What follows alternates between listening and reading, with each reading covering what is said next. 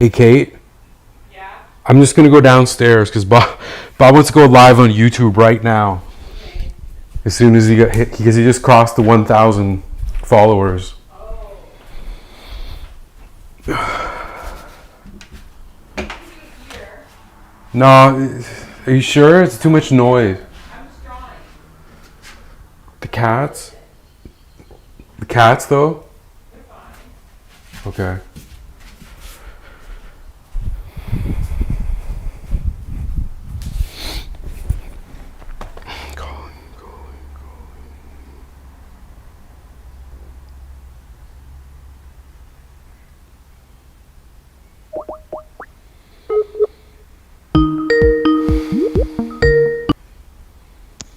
Okay, Okay, good, Bob. I see that we have audio. you there? Yes. Can you hear me?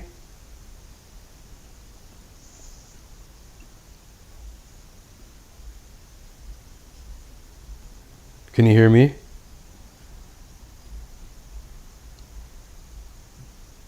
Can you hear me, Bob?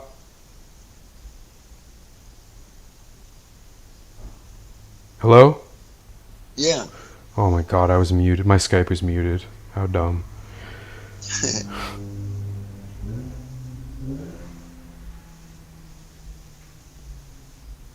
Okay, we are. Our audio is captured. It's working. All right, so we're on. Now, how do we get on YouTube? Just a second. Okay, we are. Our audio is. We are, Bob. We're on YouTube now. We're live. Okay, where do I go and see what it looks like? You'd have to go to YouTube and go to Bob on Zappa. Okay, so that'll be a second line. Resonant Node just chatted. Just sent a chat message. We can hear you.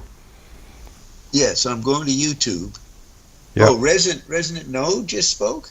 Yeah, just texted a comment. Said, right. we can hear you. Okay, Bob on Zappa Live. I click on that. Okay, good, but can he talk? We want people to talk. Well, they can't. They can only text. Well, that's no good. That's no good. Texting's no good. That means I got to type back. How do we get to be audio? We are audio, Bob. They can only send in text messages, though. Well, we want to get them to be able to talk. They can't talk, though. It doesn't work that way. Well, what's the point? Like, they text and I got to type a bunch of shit. I'm not typing. You don't have to type. We can read their text, and you can reply to their text by voice. Oh, I can answer in audio. Yes, you can answer by audio. They can hear you loud and clear. Yeah, okay. They text, I can talk back to their text, right? That's right. What's this echo? Yeah, you're gonna have to mute the video. Yeah, I don't have to talk. Okay, good. But the thing is, what is this audio going on? What's this audio? It's saying what I'm saying a minute late. Yeah, that's the YouTube broadcast. You're hearing. How do we get rid of that? So go to the YouTube window, go to the video, and mute the little audio on the YouTube video. Where do you do that? So just go to where the video is playing. Can you see that? Autoplay. So you're in your browser. You have the live. You have the video open somewhere in your browser. Okay, yeah, I muted it. Okay, good. Can you see the chat over on the right? Let's see. No. Where is the chat? If it's not to the right, it might be sort of below the video. More. Bob on Zappa. Show less. So, no, there's nothing. New timeout lengths. Got it. I'm not clicking the got it. Then on the right's got all kinds of videos of people. Mike Johnson, Alan Dershowitz. Oh, you have to go into the Bob on Zappa live video. Like, I think you're just looking at it in the search results. Okay, so I click on Bob and Zappa. Now I'm somewhere else. Yeah, so you're on the Bob and Zappa channel homepage, right? Yeah. Okay, now below the big circular icon of Zappa, look right below that and you'll see a Bob on Zappa live with a little red live marker. Do you see that? Yeah. Click on that sort of TV screen homepage, right? Right. Okay. Now you should be looking at a video with Zappa in front of the pyramid. Do you see that? Like large, it should be large. Yeah. And then to the right of that, there should be a top chat column over on the right. No. There's just, don't forget, you're a standard moderator for this channel. To help the creator build a positive, safe community, you can delete inappropriate messages. It has a bunch of stuff. Close that. No. Do you see messages there from? Well, I'm not sure because I don't see what you're seeing because I'm the administrator. Is it asking you to just acknowledge the message and then close it and get it out of the way? Yeah, it says close. Close that. Okay. Delete and put a participant in timeout. Hide someone from the channel. Manage messages held for review. Close. Okay, there it is. There's no. We can hear you. Yeah, those are Turbo Bridge? That's the live chat. Okay, Andy Ryan. Hello, Bob. Who is Andy Ryan? Do we know them? Do we know? No, maybe he's one of the subscribers. Yeah. Like, what do people do? They've got their Skype on or their YouTube on, and it just shows me my name there with a green light, saying I'm there, I'm on. Yep. So it shows up in their YouTube feed when they're on YouTube. It pops up among the other videos, but it has a big red live thing on it, so that attracts any interested subscribers. Okay, I missed that. Say that again. You're describing what they see. So once we went live, yeah. If they're subscribed to the channel, they would have seen in their YouTube list of videos that YouTube suggests. They would have seen the this Zappa with the pyramid show up, and it would say Bob and Zappa live now. So they would have clicked on that to go watch the live, or maybe they even got an email or they got a notification through the YouTube app as soon as we went live. That might be part of what it means to be a subscriber. Yeah, when you're a subscriber, you get these notifications immediately when there's new videos or lives. So look, Andy says, Mr. Ryan says, I found your channel by listening to other Zappa videos uploaded to your channel. What does that mean? I found your channel by listening to other Zappa videos Wait, you're saying you listen to there's other videos uploaded to my channel. Well, you already were on it. Yeah, it's circular. It's a chicken and egg thing, Bob. Maybe he realized it was live. I found your channel by listening to other phrases. Well, welcome. A real testament to media being a law of nature. Oh, that's heavy talk there. That's right. McLuhan's Laws of Media by Marshall McLuhan. A great book in 1988. And just for those listeners who are tuning in now, I'm Chad, the administrator of Bob on Zappa, and I'm here live for the first time on this channel with the Bob Dobbs. Yes, and we got 1,000 subscribers like yesterday or something. That's why we can do this. Yes. Realize this is big news for me. I never had anybody subscribe to anything I did or even listen to me. This is heady stuff, Mr. Ryan. A real testament to being a law of nature. Well, you should clarify that. It's not too much typing. A real testament. Okay, the fact that you found me is a real testament to media being a law of nature. Okay, you're going to get a lot of laughter from me. I have a sunny disposition. I'm not laughing at you. I'm just enjoying the absurdity of life. I agree with Frank, who said in 1966, in a New York Times interview, one of the first, really big interviews, he says, it's weird being alive. I give them credit for saying it so simply and accurately. It's weird being alive. So I'm always sort of laughing about it. Yeah. Alive. Do you believe, Mr. Ryan, that it's a real testament to Uh-oh, Chong Ging Punk. This history happening live. It is. History, man. That's Chong right. Ging Punk. But Mr. Ryan, this is a testament. The weirdness of reality is a law of nature. That's what I find it distinguishes what I call my holy officers: Marshall McLuhan, Zappa, Mae Brussel, Sherman Skolnick, Dr. Peter Beater, Lyndon LaRouche. They all got a twinkle. They all know it's weird being alive. Beefheart definitely understood that. Maybe he didn't. He just was alive in a weird way. Yeah. And maybe some of the people listening, they might have come in to your channel, subscribed after seeing the Tommy Mars interview, which was definitely a very energetic video and very broad in its philosophical scope.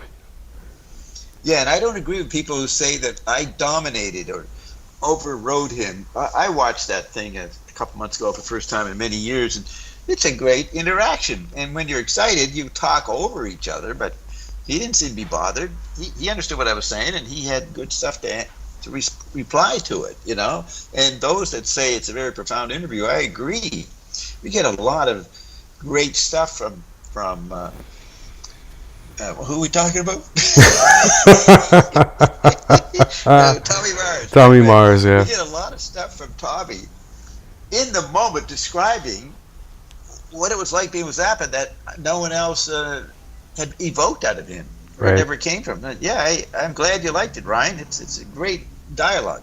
Another good one is with Naji Lennon, with Jared Fialka. We go on for, there might be several. It's a long one, and we really get into details about her life with Zappa and about herself. That's a really good one, too. So I pride myself in being a pretty good personal interviewer. Interacting, I've done it all through the last 40 years on the radio. I tune into people, and they always think that something good came out of it. And I'm not trying to, hawk my ideas so much. I'll bring in what I think, but I'm not there to make them get converted to my ideas. I'm interested in how they respond to them, and I'm open to what they say or they disagree. How is the church subgenius? Well, I kind of control that now. Mr. Ivan Stang is sidelined. He's very concerned about his sister, who is in jail because she did a euthanasia on her daughter. I think this is the story. So he's spending a lot of time trying to get people to fund her, get some money so she can get a lawyer. He doesn't think she should be in jail. So he's very distracted. And I'm not allowed to be talked about in their world. See, they have the old alt slack .fan or something that's been around since the 90s, and there's just nuts on there, and so, or antagonists. So Stang started his own private alt fan thing called Alt Scrub Genius. I don't know if the word fan's in there, but Alt Scrub Genius, and you have to apply to get in there. And a friend of mine became a member, then smuggled me on, and then after a day I exposed that I was there, and they kicked me off. But they couldn't believe I'd gotten in there. And you are connecting. I am. Thank you, Mr. Herbsman. That's right. I connect the dots. Good sir. You good sir. You are connecting the dots. Good sir. So, anyways, yes, the Church Subgenius is well into my possession now, and it's a secret story about how I took it over. We don't put it out too much because we got other stuff happening, and we don't want people interrupting our other projects, which are in the realm of business and selling. We are a revolution, and it is true that in Augusta, Georgia, a company called Southern Company, look it up, it's the biggest company in the world, or at least in the United States. It has it runs the utilities for 5 states, Alabama, Mississippi, Georgia, Florida, and the 2 Carolinas. And we are bringing in Slack. We have created, this is unbelievable, we have created a device that makes endless electricity. So we can get rid of what Zappa called oil consciousness. I think he's the one who came up with that phrase. So we actually have implemented that. And I would recommend anybody who's got some money to buy some stock in Southern Company, because it's just going straight up. Did you notice that, Chad? It went Yeah. up like $10 the last month or something, just zooming up. Because so what happened? This was announced on July 31st, 2023, and so then we've been watching what's happened, and they've now opened a second subplot. It's not nuclear technology, it's secret technology, and they agree not to tell anybody how it's done.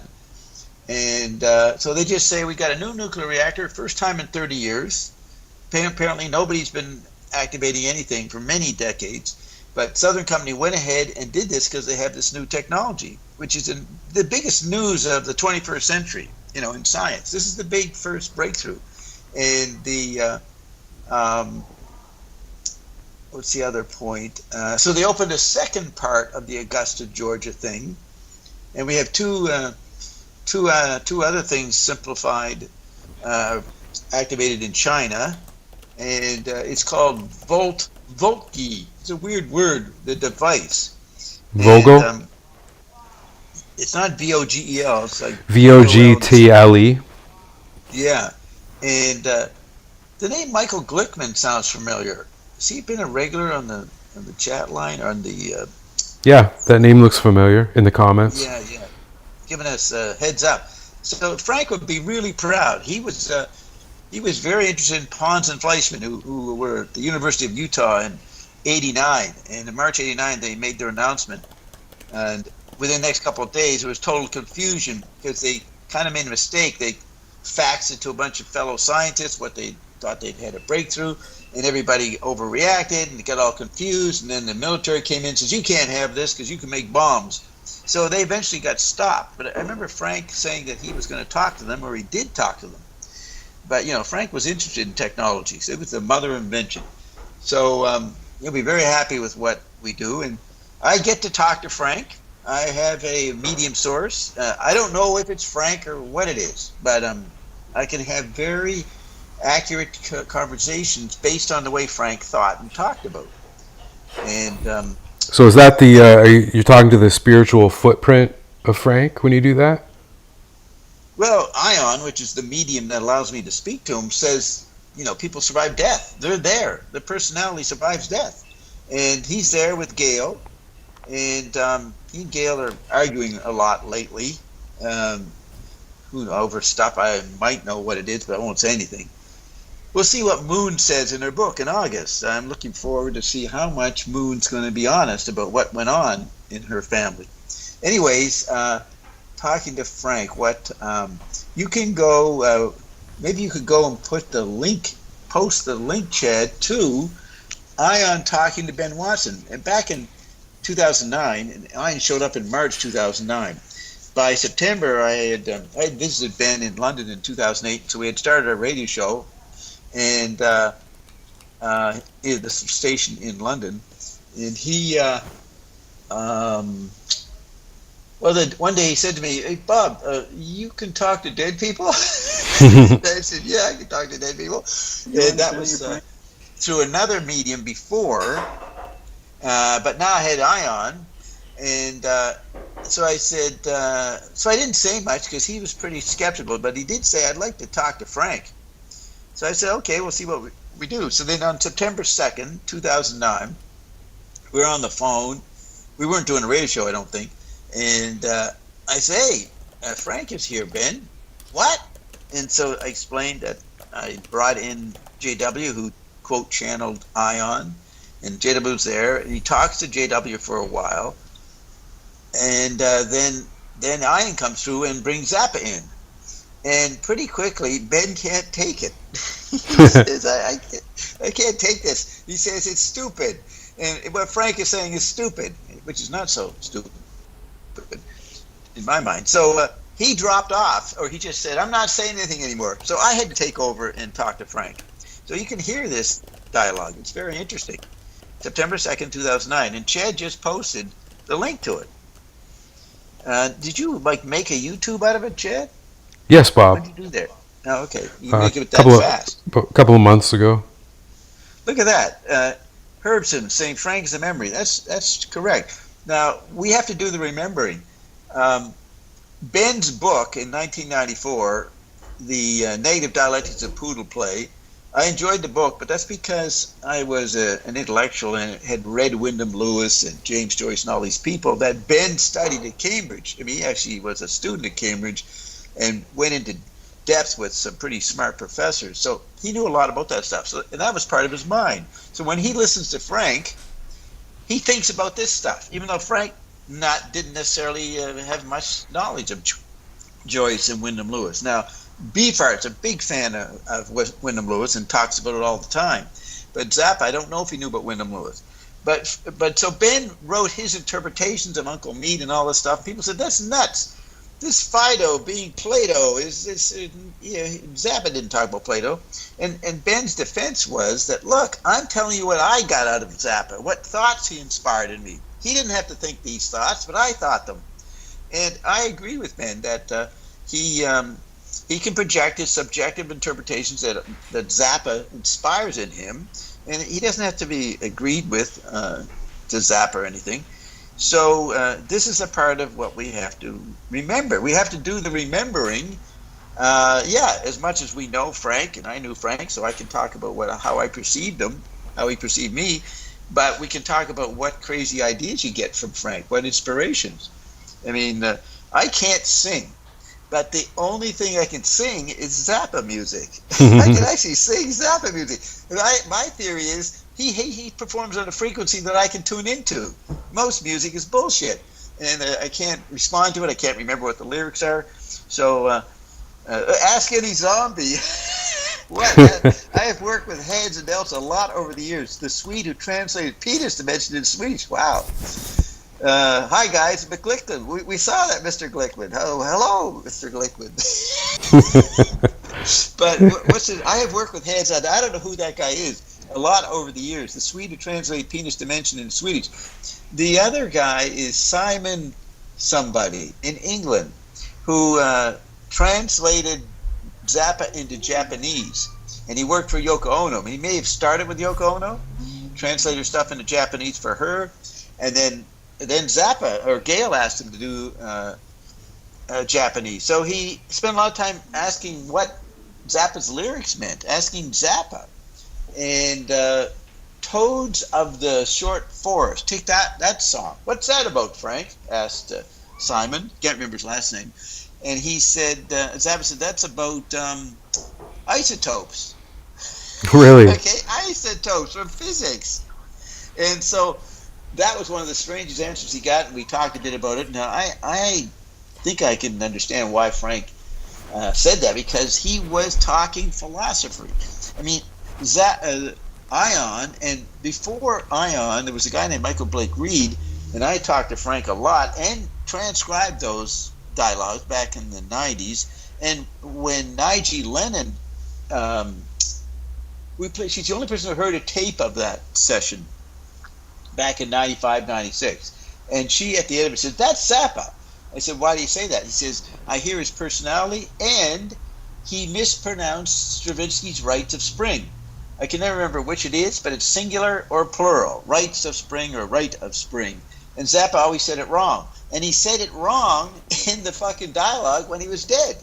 So she thought that was pretty validating. So you get her support of the interview. Now, Gail, she... what happened with Gail? Well, Dweezil, on some interview when he was a kid, somebody called in. It might have been Jerry Fialka. He called in, they're on the radio, and he said, what do you think of this Zappa talking to a medium? And he goes, well, I don't know. Mom, what do we think of that? So I think Gail didn't say much. But talking to Zappa, he said, she knows it's me. And so I asked him, this is not in the Ben Watson Ion thing, but with the Evergreens, I asked him, so what is the deal with you and Gail? Why does he seem kind of so fanatic about controlling your stuff and all that after you died? He said, well, I should have helped with the dishes more. That's right. I should have helped with the dishes. Yeah, she was on another channel. That's right, Mr. Herdsman. Greens Green something. Michael Blake Reed. Yeah, Michael Blake Reed channel. Did I not finish this? Evergreens, the Evergreens. Yeah. He channeled 6,500 to 7,000 entities called the Evergreens, and I discovered them in 1980, and they were in Ontario, Canada. And I was amazed that somebody would have that many entities coming through here. Now, Ion is an advance on that. Ion is not a bunch of entities. It's a whole other level. We can actually invent stuff. We've got new incredible health stuff coming out of Emory University that will astound everybody. We're going to do amazing things. And but one. So Bob, just one question. So what's the link between all this new technology that you're doing? You talked about the new nuclear, and now you're talking about the research, the new medicine. What's the link between that and Zappa? Well, he was open-minded to all this stuff. Zappa, he went to a couple of psychics when he was young. And if you look in Circus magazine, 1969 or so, someone asked him about the psychic stuff. And someone asked him in the inventory of answers about psychic stuff. And he said, no comment. So when Bob Marshall interviewed Zappa on October 21st going into the 22nd, 1988, I gave Bob all the questions because he had the radio show, so he had to be the voice. And one of my questions was, why did you say no comment about psychic phenomena? He says, well, you don't talk to people who don't understand it. I'm not going to talk to some teenager who's interviewing me for Circuits magazine about it. It's too significant.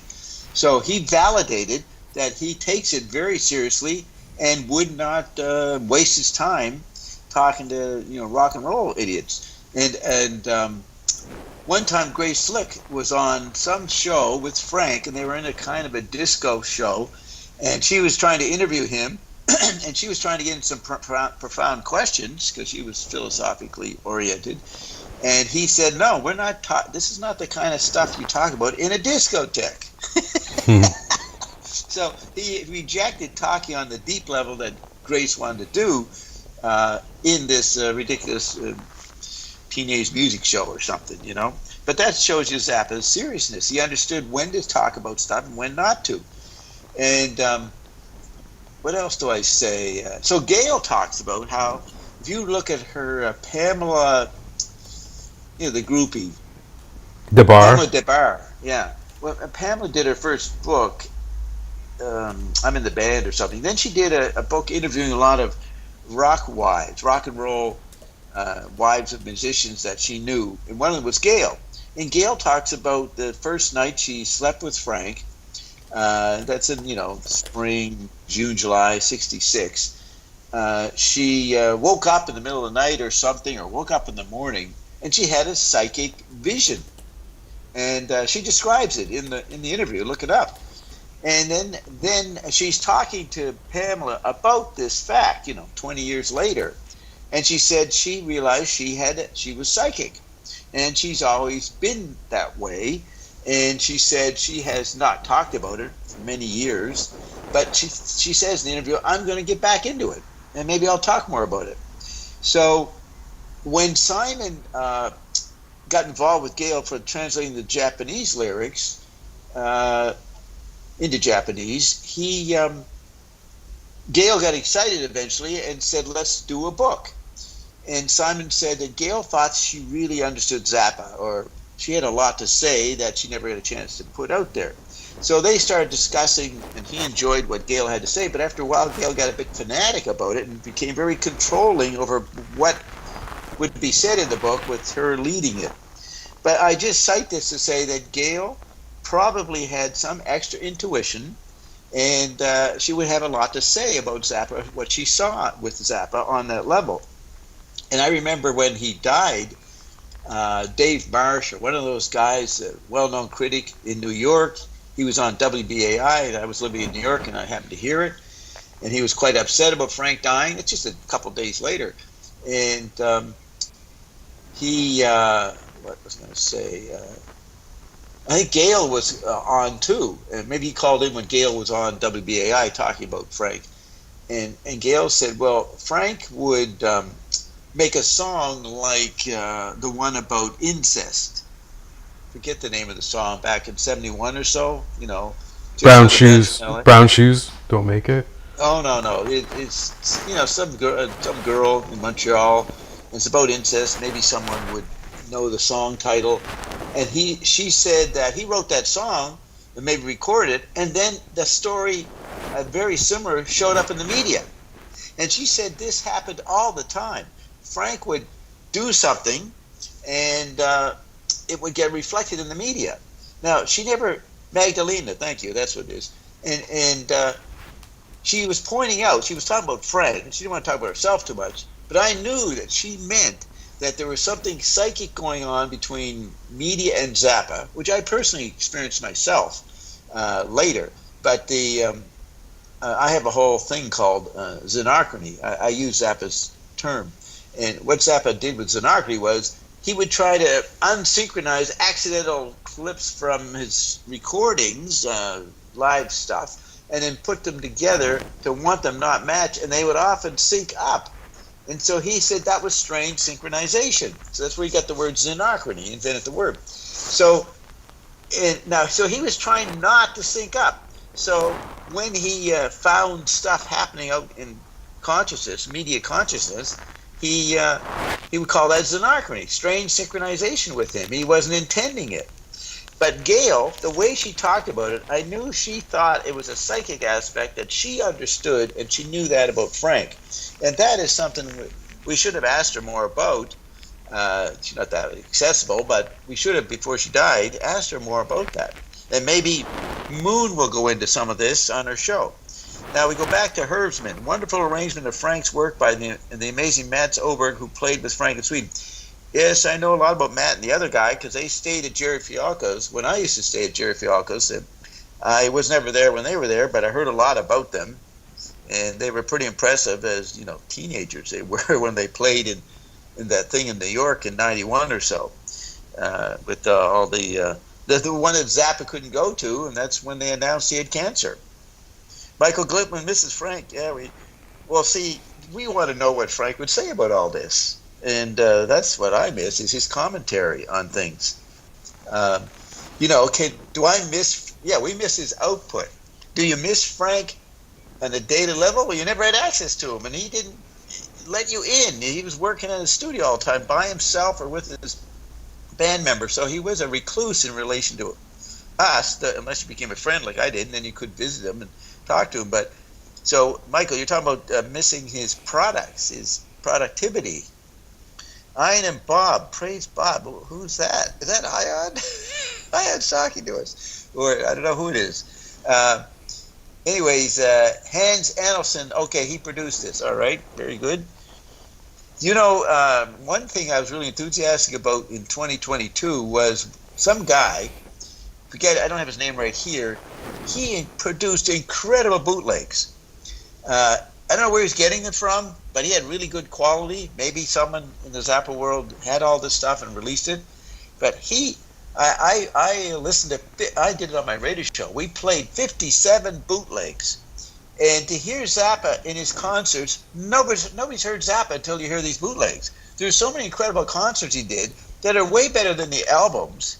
And I don't know, maybe you guys out there listen to the bootlegs, but there's this one guy who has really good quality. And I don't know if he wants to be known on a big level, maybe someone come up with his name, or I'll put his name out or something. But when I heard that music in 2022, I realized that nobody realized what Zappa was doing in his music and how fantastic his solos and the musicians, how he would improvise all this every night, and way beyond anybody in any field of music. Thank you for all the insights you have brought. BD. Okay, great videos, Bob. Thank you. I'll look at that one. Zappa bootleg. So let's see if it's that. Yeah, Brit Tag. There's two of them. Two guys, I think. Yeah, he's the guy. His fucking stuff is incredible. But you can say that no one's heard Zappa. They don't know. Now, the Evergreens, channeled through Michael Blake Reed, told me in 1980 or so, maybe even maybe later, because I had many sessions with them. They said that this era, you could say from 63 to 88, or the end of the 20th century, will be known historically as the Zappa era eventually. And when you hear these bootlegs, you hear how Zappa was way ahead of everybody in the power of his music and what he was doing very early, 67, 68. And so that's why I say he's the greatest composer of the 20th century, because of what he actually did. And he did this every night for many, many concerts. And we didn't hear them all at the time. And gradually bootlegs started leaking out. But you get excerpts on his albums, but they're nothing compared to, 2 hours of constant Frank just totally living it up with his musicians, way beyond John Coltrane or any art ensemble Chicago, just whatever avant-garde guys you think are great. They're good, but they weren't Frank. And that comes out in the interview with Tommy Mars. Tommy Mars, at some point, maybe near the end of the interview, says Frank was on the edge of a big breakthrough. Yeah, I agree with that. He was working on the breakthrough. He was expressing it. Now, I agree, Mr. Herdsman. Yes, Frank was channeling. That's why he took psychic phenomena seriously. And he'd go on vacation and he couldn't relax and go surfing or something because he had this constant stuff in his head coming through. He was channeling. And maybe a lot of art, creativity, writers and that is channeling. It's just done in secular language. Don't talk religious stuff. So yeah, I agree, Mr. Herbsman. There should be more talked about. And that's why he had to do a live show. He had to interact with the audience because he was picking up on what was going on in the audience and in the world around him. So that's why he had to improvise. He wasn't going to go out there and do something by rote and block what he was naturally channeling. So these are important ways to talk about Frank. Well, satellite conductor is the term that you've come up with to describe what Frank was doing. Yeah, if you read Marsh McLuhan, which is really important, and McLuhan was aware of Zappa's work, and he did the history of technology. So basically his thesis was that every technology is an extension of some faculty or sense in your body. So the book is an extension of the eye. It's rather obvious. The telephone is an extension of the ear. So once you extend all your faculties, including your central nervous system, which is television, that extends the human's internal faculties. It's called the central nervous system. What's extended after that? The planet. So the satellite or the rocket ship, when they started going up in these things, they created a mechanical, electronic machine that you could live and breathe in. So it was a little planet. They took the planet, a terrestrial situation that you need all these factors to survive in, and they allowed you to survive in an extension of the planet. So McLuhan said when the satellites went around the planet, starting in the 60s, especially with Russia in 57 with Sputnik, the old environment, terrestrial Earth, is inside a new environment, the technological environment, so therefore the Earth turns into an art form. So people want to program the Earth like artists, and so ecology was born around 1970. Well, Zappa and McLuhan and maybe Lynn LaRouche, Dr. Beater, a lot of the people I met and was inspired by their thinking, they understood that the satellite was the new living environment. So Zappa was what I called a satellite conductor. So I had that idea back in the 80s and 90s, but something came out. Maybe it was the transcripts to those plays, Hunt and Tootin', maybe parts of them. Captain Beefheart and the Grunt People. Yeah, can't be. I'm a teenage malt shop. Those early scripts that he did in 63, 64, he describes his studio in Cucamonga as a rocket ship. Andy Warhol did it. He made his whole factory, he called it, with silver paper all over it. So it was silver, like the internal part of a rocket ship. And Zappa had the same idea. And he spells this out in this play script about how they try to go to the moon. All this stuff, Concentration Moon, that comes out in We're Only for the Money, is reflections of stuff in I Was a Teenage Malt Shop or Captain Beefheart and the Grunt People. So it confirmed my idea that Zappa was operating from the satellite as a conceptual continuity. Yeah, like what Herbstman says. We are now captured in the net of satellites. And so that was what the brain police were. that new network. Now, Zappa read a little McLuhan. I don't know how much he took into it, got out of it, but he did talk about it with me. Yeah, and as Bob on Zappa says, well, it's shared global theater. The global village, which was actually under the radio conditions of the 30s and 40s, and every new technology causes a war, so radio led to World War II. Well, the satellite situation, the satellite environment created a new level of mutation and psychology and sociological effects. So he had the United Mutations, all from the perspective of the satellite. What do you call it? Intercontinental absurdities. So you see that Frank was looking at MK Ultra, mind control, all these things from a wider perspective that fit totally with what McLuhan was doing. So that's what's really important. So, Mr. Glickman, those kind of ideas were in my mind when I interviewed Tommy Mars. That's why it's a good interview. I had interesting stuff, which I never knew if I could bring up or not. But we got close with Tommy. But, okay, not just Tommy, though. Also, when you talk to Ike Willis, and you explained to Ike Willis about Dio Fa, and how Zappa was going to create this giant event at the World Cup, this big theater event, multimedia, with everything from satellite radio simulcast to the World Cup team dancing to rap music and all a big giant nose growing in the middle of the field to represent God. I could tell that you were also giving Ike a revelation about a deeper level of Zappa's music that his musicians might not have even been aware of. Yeah, he didn't even know about this plan, multimedia plan that he was trying to do with some people in Italy, some satellite company or something. Maybe it was even Russian people. But I agree. The Nigel Lennon, I said that earlier, is really deep. Nigel, very smart person. So this drama that he was going to create reflected totally how I understood the satellite conductor. And what was absurd, you read the script, he was going to market Russian clothing in the middle of the show. So he was going to be a businessman, a media guy, a satellite conductor, a musician, a theater person, all these levels. And that's what he was operating from. And I call that quadrophenia. And what I mean by quadrophenia is people are generally schizoid in a common way. They're split. We're all double. We got conflicting impulses and desires all the time. So we're double.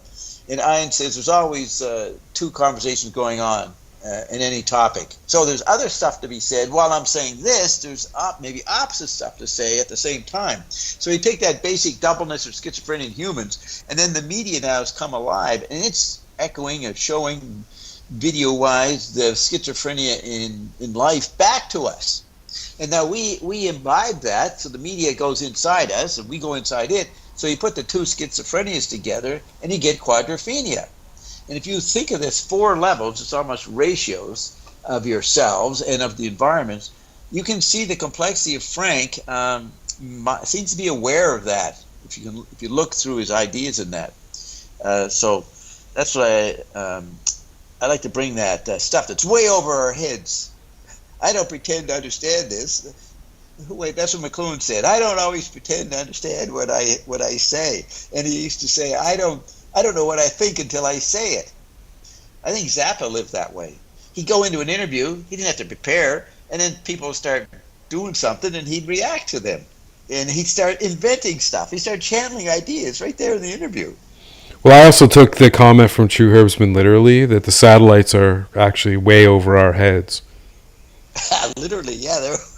But the electricity part of them is not over our heads. It's inside us. We're on the phone now, or whatever you call it. Where are you? You're in my home.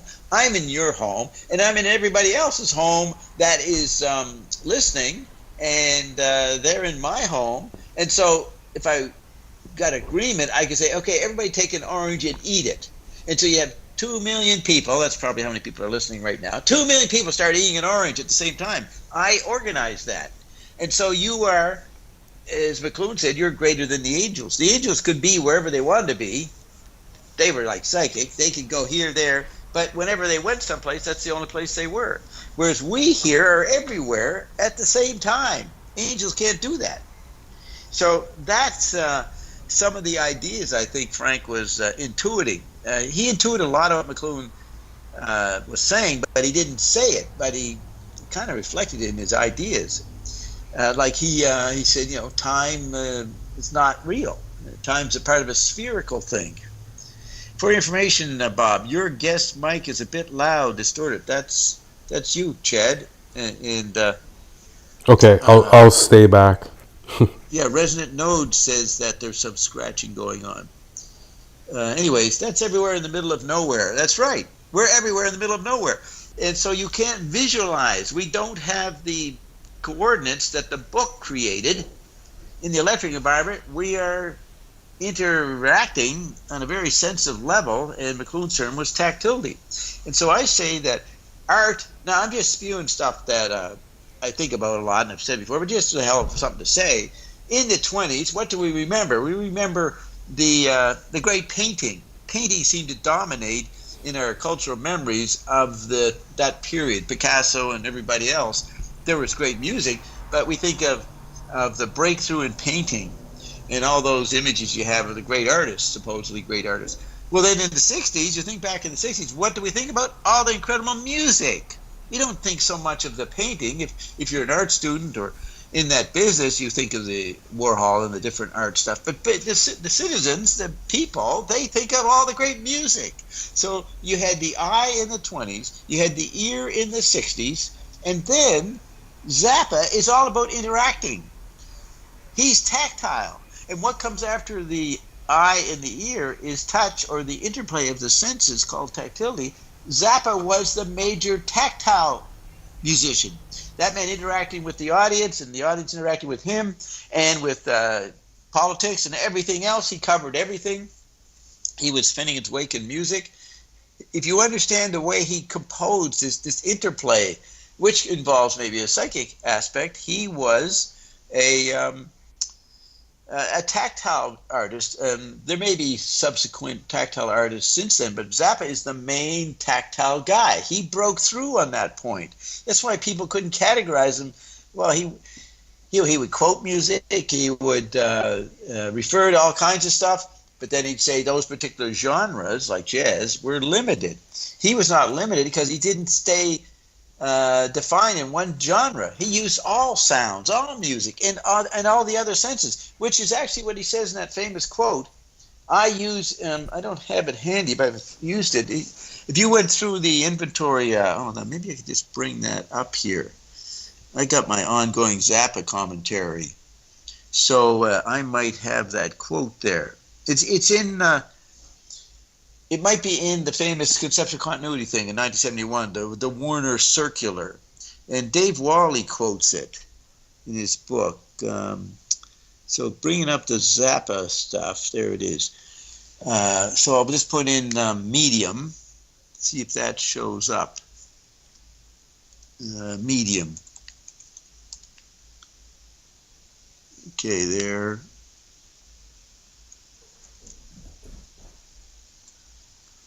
Yeah, there it is. Here's the quote. We are part of the project /object. So I'm pretty sure he's saying this in the Warner Brothers circular. The project object, and then he has in brackets, maybe you like event/organism better, incorporates any available visual medium. Consciousness of all participants, there's his psychic ability, including audience, not just the musicians, consciousness of all perceptual deficiencies, that's McLuhan, literally. McLuhan talked about, you extend the book, your eye is extended, but you numb society on the eye level. And they make a lot of books, but they get them stupid. They get too book-oriented. They become perceptually deficient. Then he has God as, in brackets, as energy, the big note, in brackets, as universal basic building material, and other things. So he says the project object, maybe you like event organism better, incorporates any available visual medium. Remember in the album Hot Rats, he says, this movie for your ears. So he's mixing his media, eye and ear, that's tactile. He's not eye, he's not ear, he's more involved with them and more. It incorporates any available visual medium, consciousness of all participants, that includes ESP, including audience, all perceptual deficiency, and God as energy. And that's when you're someone like Zappa. You got energy. The big note in brackets as universal basic building material and other things. We make a special art in an environment hostile to dreamers. That's a really important statement. You like that? Chad, like that statement? Yeah, that's a great one. Now there's another one. He talks about TV. Let's see if I have that here. TV is part of the quote.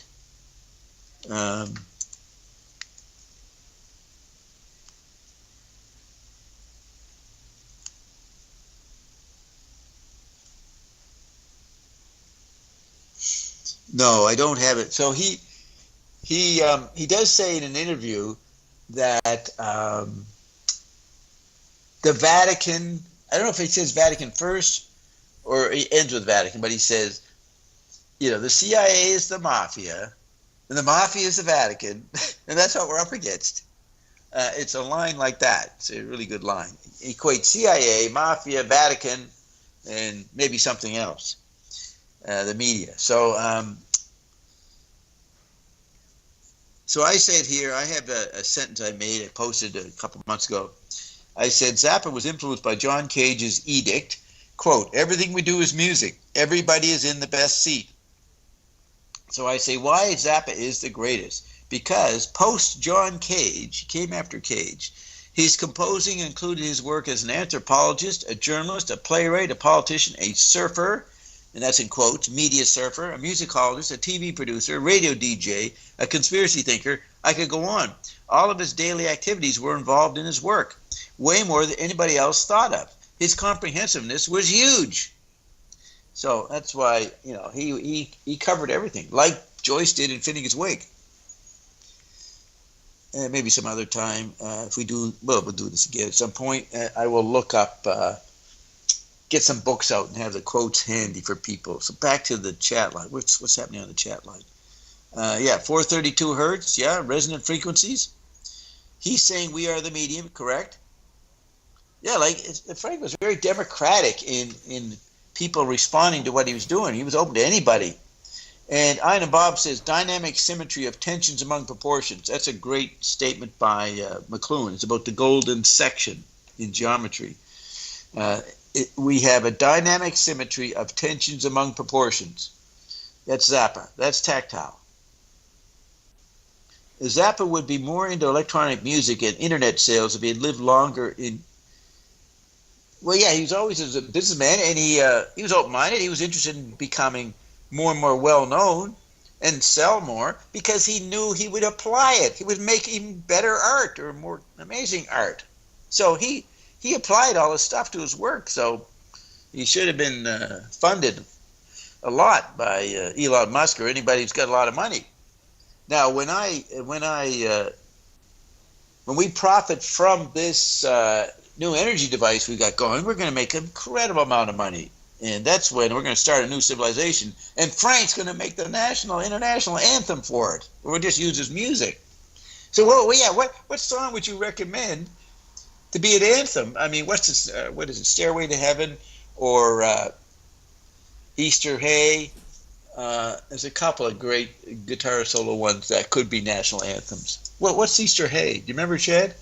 That's a Watermelon and Easter Hay on Joe's Garage. It's a great guitar solo on that one and very emotional song. Yeah, that could be an anthem, an international intergalactic anthem. I love that revised music for guitar and low budget orchestra. There's some vibes in there that are just, I don't know, it's like you're in heaven. Well, we would have rotating anthems. Why specialize? Why just have one and make it boring? Right. We get 10 of them. He's got at least 10 stuff that would qualify. That would be liked by the average Joe. I don't know anybody who doesn't like Watermelon Easter Hay. It's just conventionally beautiful. Absolutely. A true herdsman, but he shared his feelings to the extent that we could resonate. That's right. Thank you for all the insights. Great videos. Frank was a channel for a vehicle. Yep.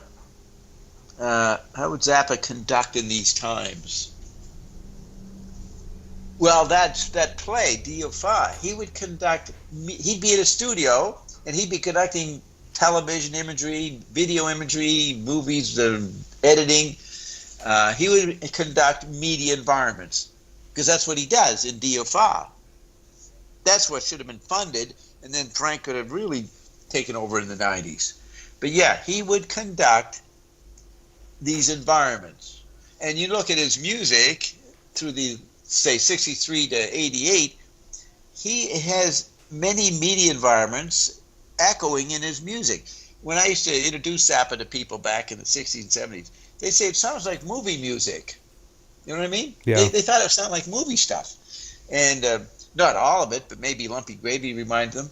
But he had cartoon, he was quoting musical aspects of all kinds of media and people, politicians. So he just would have way more potential to make a huge project objects with the digital technology. So yeah, he would conduct media. He would not just be a musician. No, And then absolutely. he worked that towards becoming, what'd you say? Absolutely. He was taking what you were just saying there, just to expand on it, he was taking conventions and sort of cliches that were hidden below the surface across different Yep. media and different technologies rubbing together, and he somehow conveyed that in his music. Right. And then he would work towards becoming president or chief manager of the global theater or the global membrane. When You know, did when did he he would- announce that he was going to campaign for president? You said that it was like really early on, like in the late 60s. Didn't you? Oh yeah, in '68, you know, he was doing these great interviews in Jazz and Pop magazine with Frank Zappa, and he talks about these were interviews in '67. So he said he was going to get involved in the '68 presidential election and run Tom Wilson, you know, the guy that gave him the first contract for Freakout from Verve or MGM Verve, whatever. Tom Wilson. He was going to run Tom Wilson as president for what Zappa called the Interested Party. That was the name of his party, the Interested Party. It's a good name. We're interested in you, not like regular politicians. So, so in my dialogue with Cal Schenko, which is up there, I don't know if this was in the recording. I haven't re-listened to it. But I said, do you remember Frank talking about running for president in '68? He says, yeah, Frank talked about it all the time. Just with Cal and friends, maybe Gail. And he talked about it publicly by saying he'd run Tom Wilson. But Cal said Frank was intending on running for president at some point because he was a megalomaniac on a certain level. He was a genius. He knew he could bring a new level of intelligence to politics. Or try it, but remember, he has an Uncle Meat, the little artichoke, saying, I've just been killed by the government because I knew too much. There was also that level. And that night, when we interviewed him on October '88, we did 3.5 hours, and then we turned off the tape recorder, and then we talked what Frank would not talk publicly about how his phones were tapped and all the intrigue, and you could say paranoia in his life, but I don't think he was paranoid. And he talked a lot of very interesting things that I knew a lot about in my own experience and with Mae Brussel. And we had done the Mae Brussel stuff, and we had a very interesting conversation, which I don't remember all of it. It's too bad, but you just know that Frank had a whole bunch of other stuff going on in his life, just like Abby Hoffman or any of the radicals of the 60s. They all were spied on and harassed, and Frank was getting the same thing. But he was more...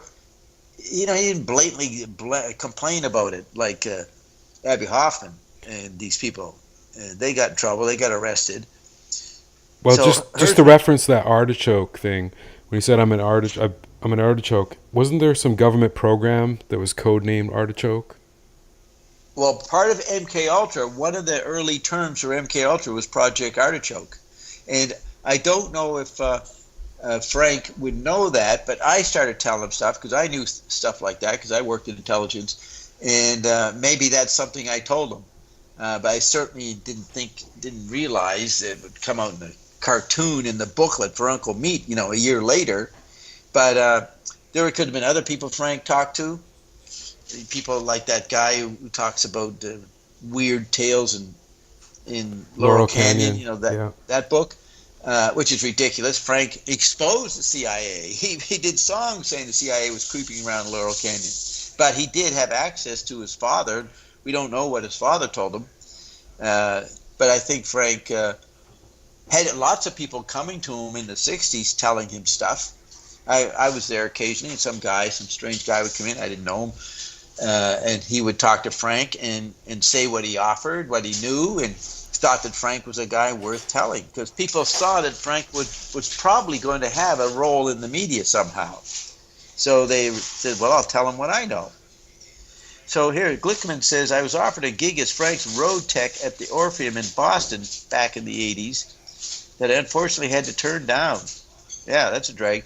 And when I lived in New York City on City Island, which was a little island in Long Island Sound, we lived there from 2000 to 2008. Then we moved out to Hawaii.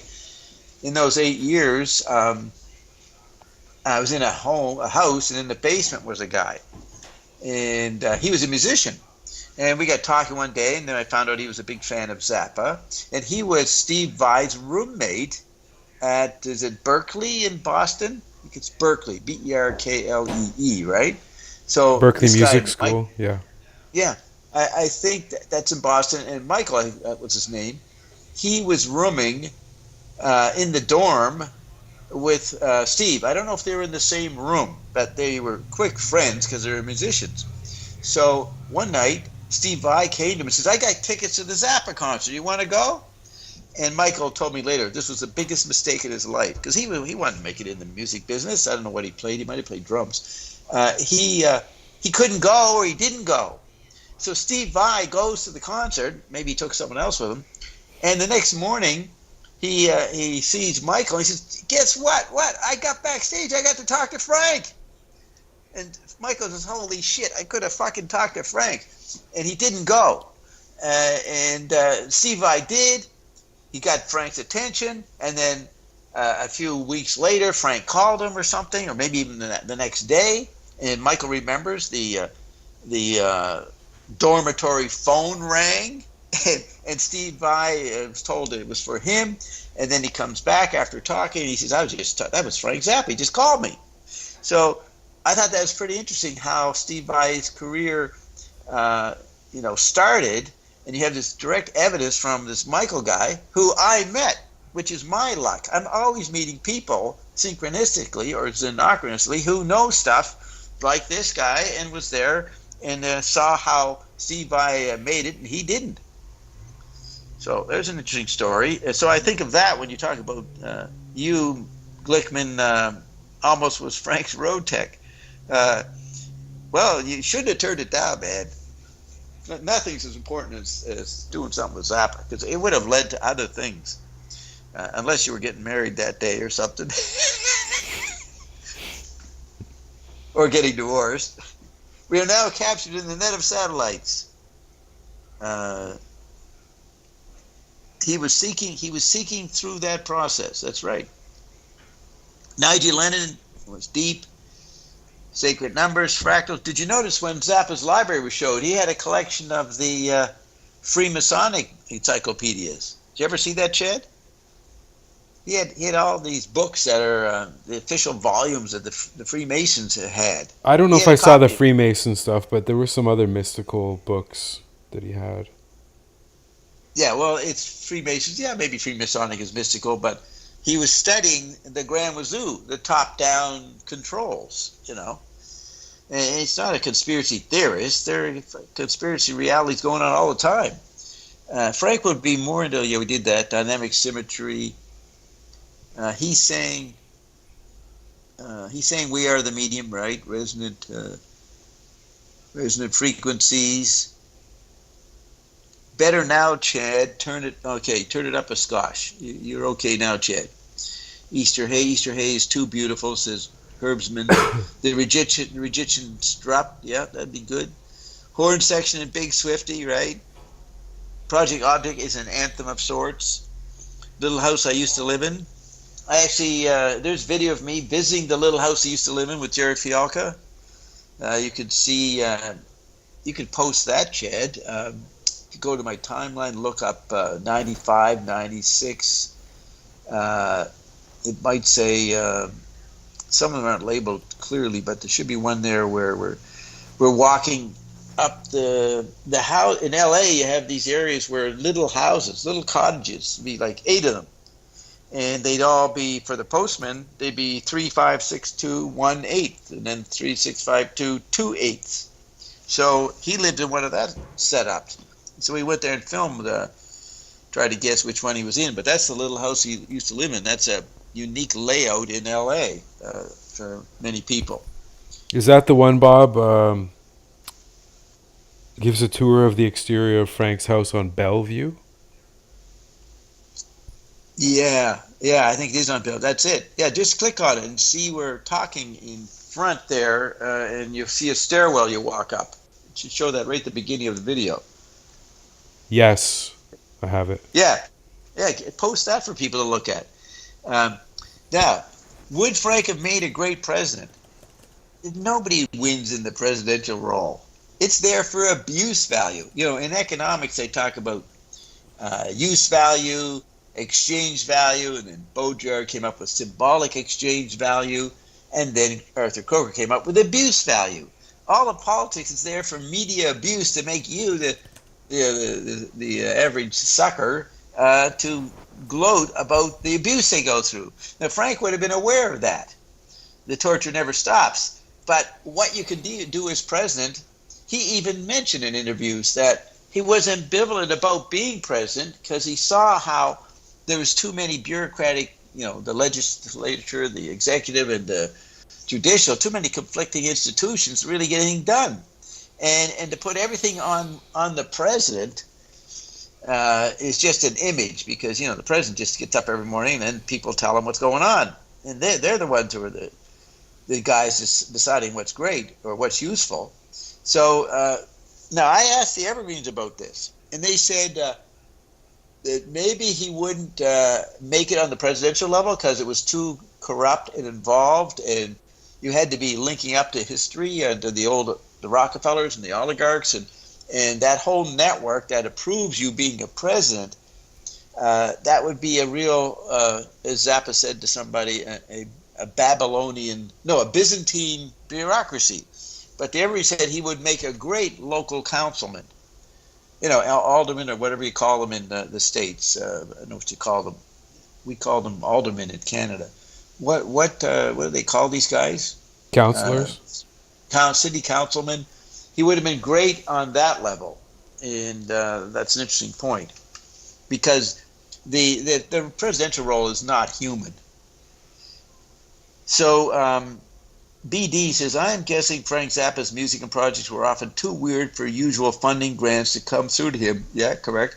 Perhaps, though, that is why he made ends meet by relying on business. No, I agree. It was good he didn't rely on grants. And he used to, the Communist Party, he said, and right-wing parties, they offered him money, and he wouldn't take it because he'd be obligated at some level to their politics. So he had to be autonomous. He had to be a satellite conductor, floating around it all and not involved in anything. He needed a radical sabbatical. Well, what's that mean? A break? He knew civics better than most politicians. Yes, but civics, Ion says, we ought to sell our Constitution, the American Constitution, to the Mexicans because we're not using it. It's way beyond that stuff, that Gutenberg literary bureaucracy stuff that came out of the American Revolution. Nobody could actually live that way, and we basically have government by committee, all kinds of committees. So everybody's all intertwined with each other, and we don't need any of this government. What the hell are they doing that doesn't screw up? So we got to figure out how to take this new technologies and organize how people participate in it, which I intend to do. The man played with mercury as a child. Now, I'll tell you about Aisley Dunbar. So one night, Carol and I, my wife, we went, my bride is in March 70, the week before the Friday or Saturday night concert at the Olympic Auditorium. It's a great bootleg, March 7th, I think, 1970. after he broke up the band, and he had this new Hot Rats band, and they played there. I think Mountain opened up for them. So I was up at Zappa's house like on Monday before the concert, and no one was home. We knocked on the door, and the GTOs, a couple of GTOs were there. I spoke to them, and they said, well, Gail's off with Frank, but they should show up anytime. So we stood on, this is where before the house had the fence around it. He'd just gotten in there in late 68, early 69. So I'm there a year or so after he got there, and there was no fence. The Manson thing had happened, but he hadn't built the fence yet. So you could just sit in the stairwell going up to the first floor, which became the studio area. And we waited. So while I'm waiting, after a while, there was a little cottage up and back, which I'd been in, and it's on the cover of Hot Rats 2. Zappa sitting in front of a little cottage. That cottage is up back there.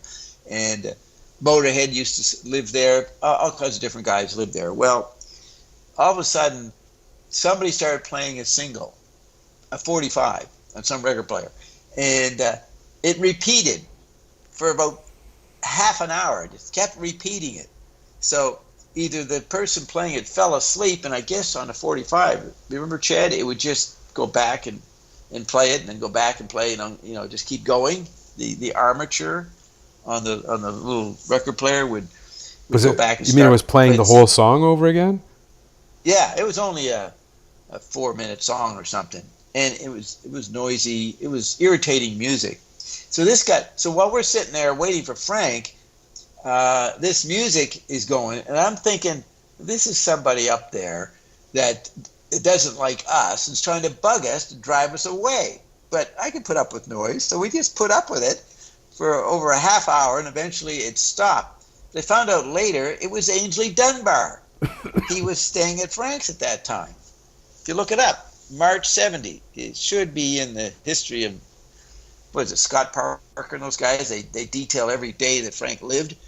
You could see Dunbar, who had been playing on Hot Rats in the fall of 69. He would still be there, seeing what he could do in the music industry, or what he was going to do with Frank, in March 1970. So that's my story about him. I think that he tried to bug me to leave, but we didn't. Then Frank eventually came along and drove up with Gail, and we talked a little bit.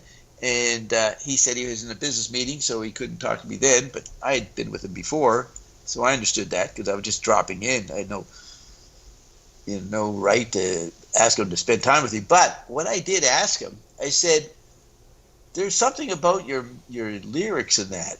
You seem to be anticipating ideas, or have ideas that you're going to stick into your thing." So I was groping around.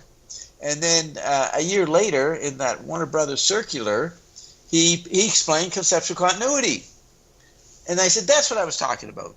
That's what I was trying to get at. There was something about his conceptual continuity, which meant that whatever was going to happen a year from now, he was going to fit it into the conceptual continuity. And that was one level of his intellectual structuring.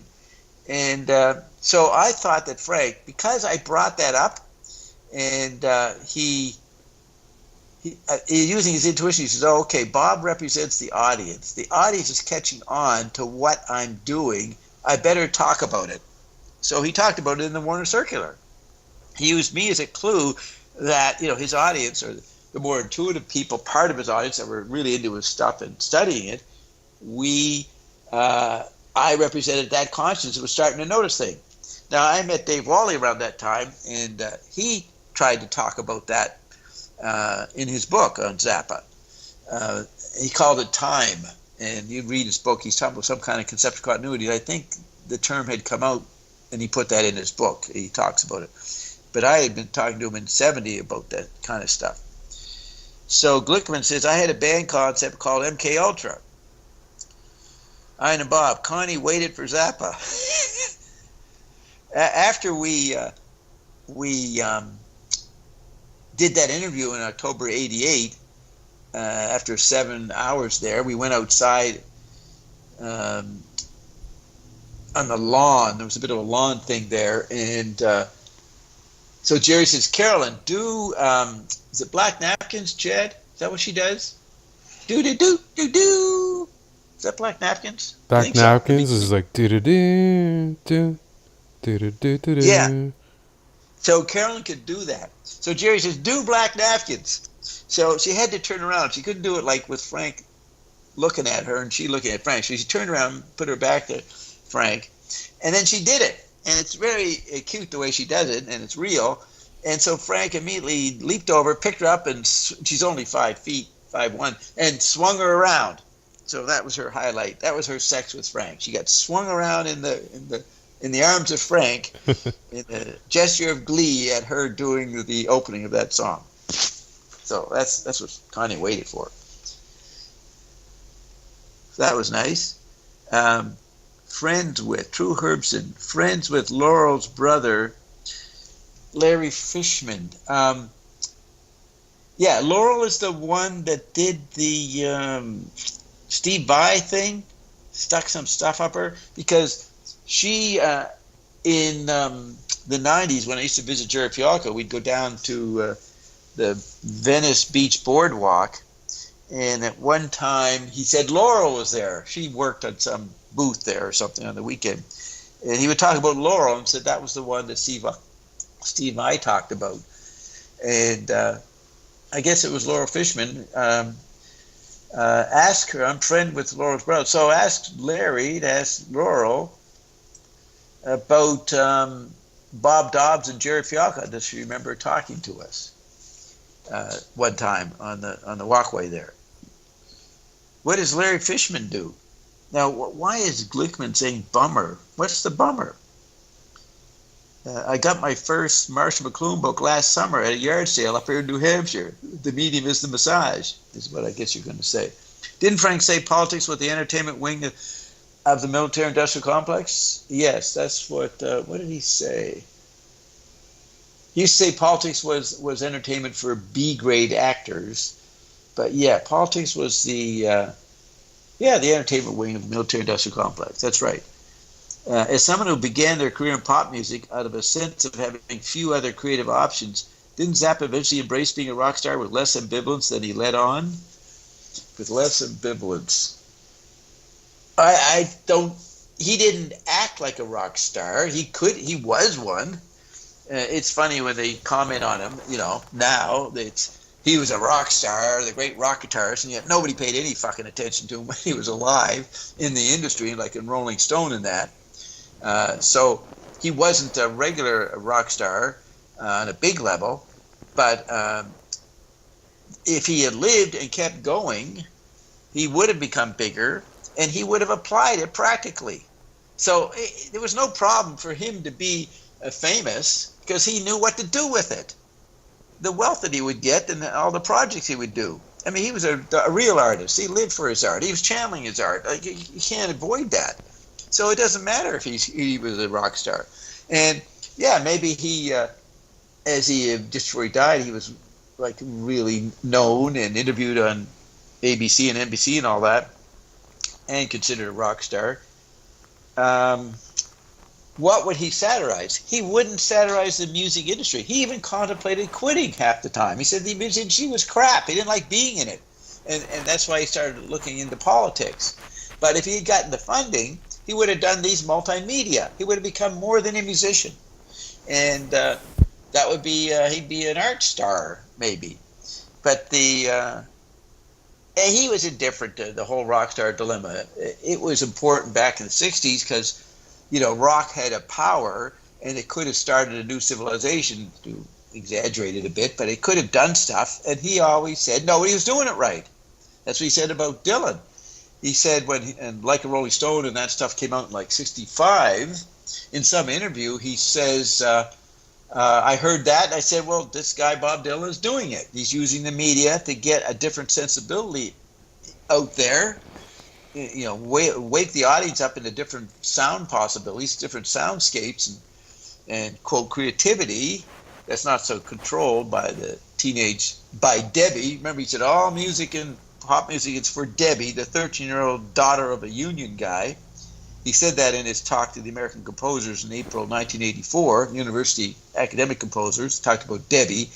But so back when it mattered, when rock people could do something and influence things, and a lot of people saw that and tried to megalomaniacally hijack it. Even Lennon, you could say, he got duped by that.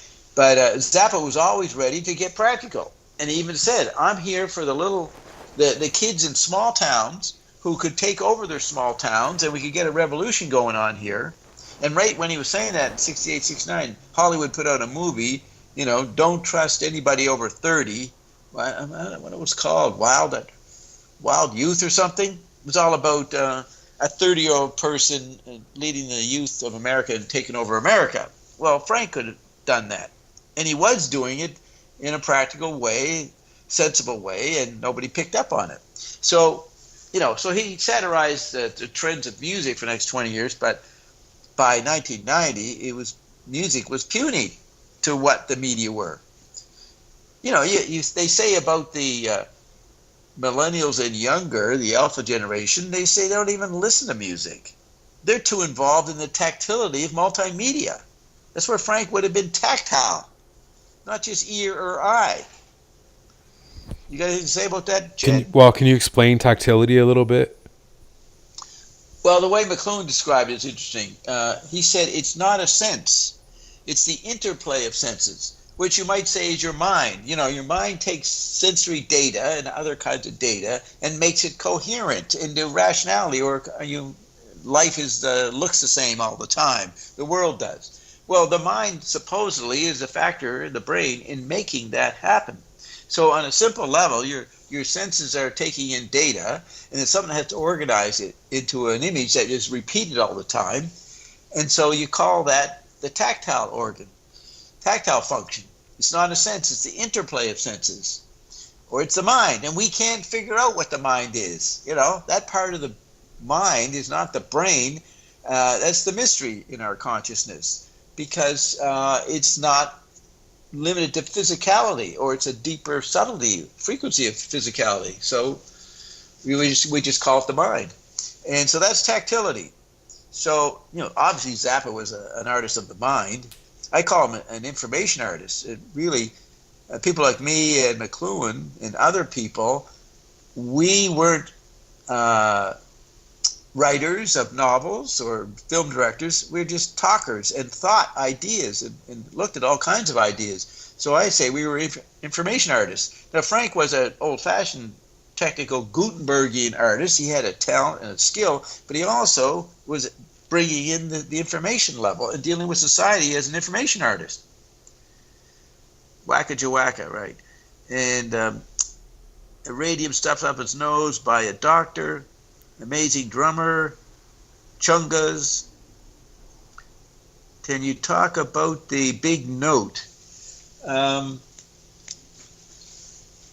So I asked him in that interview in '88, who are the brain police? And he said, well, I'm still working on that.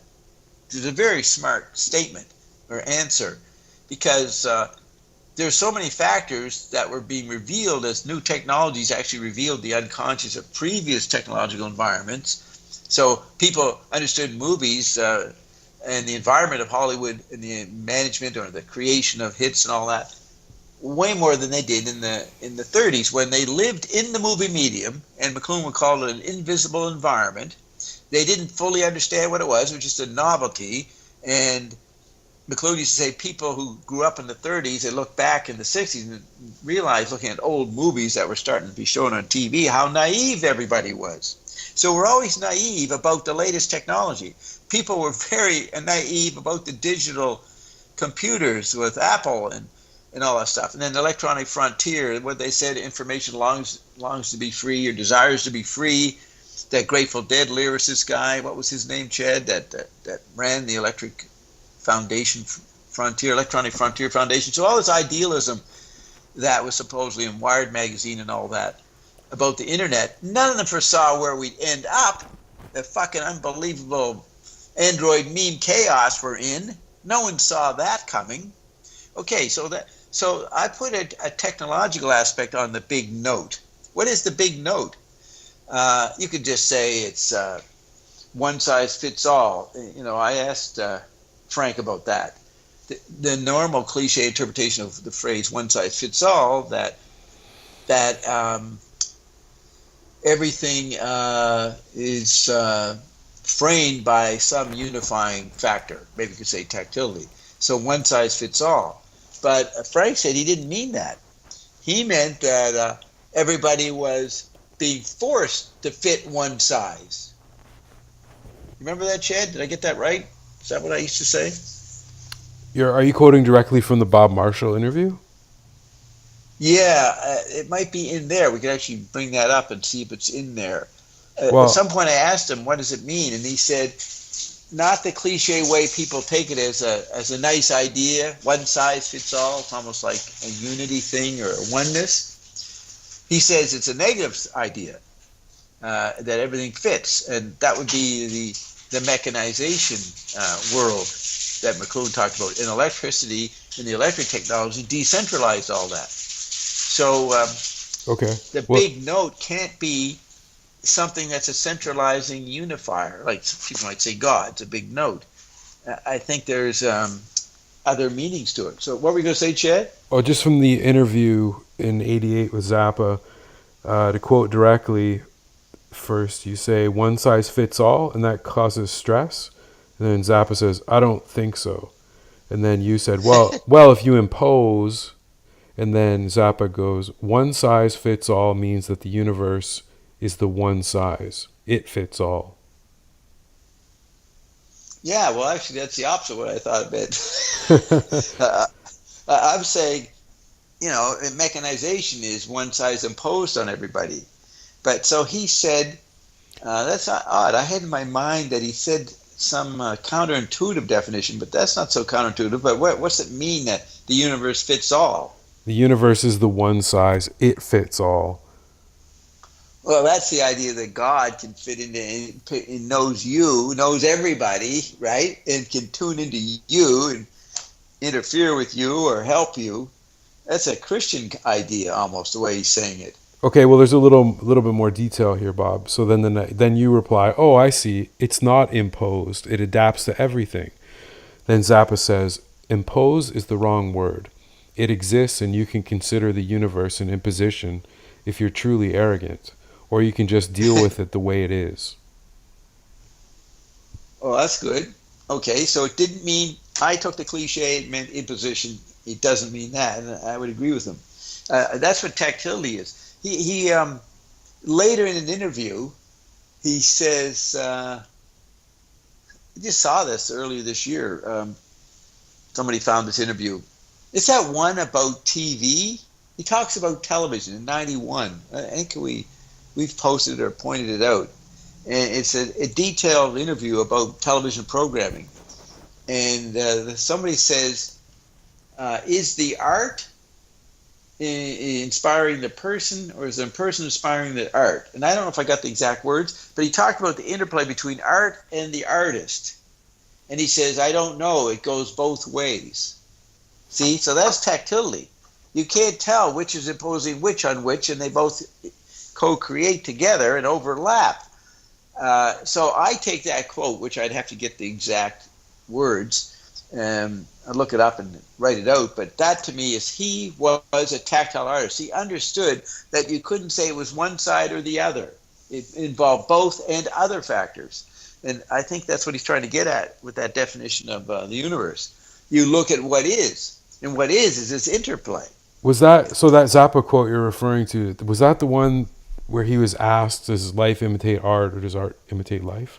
Yeah, I think that might be it.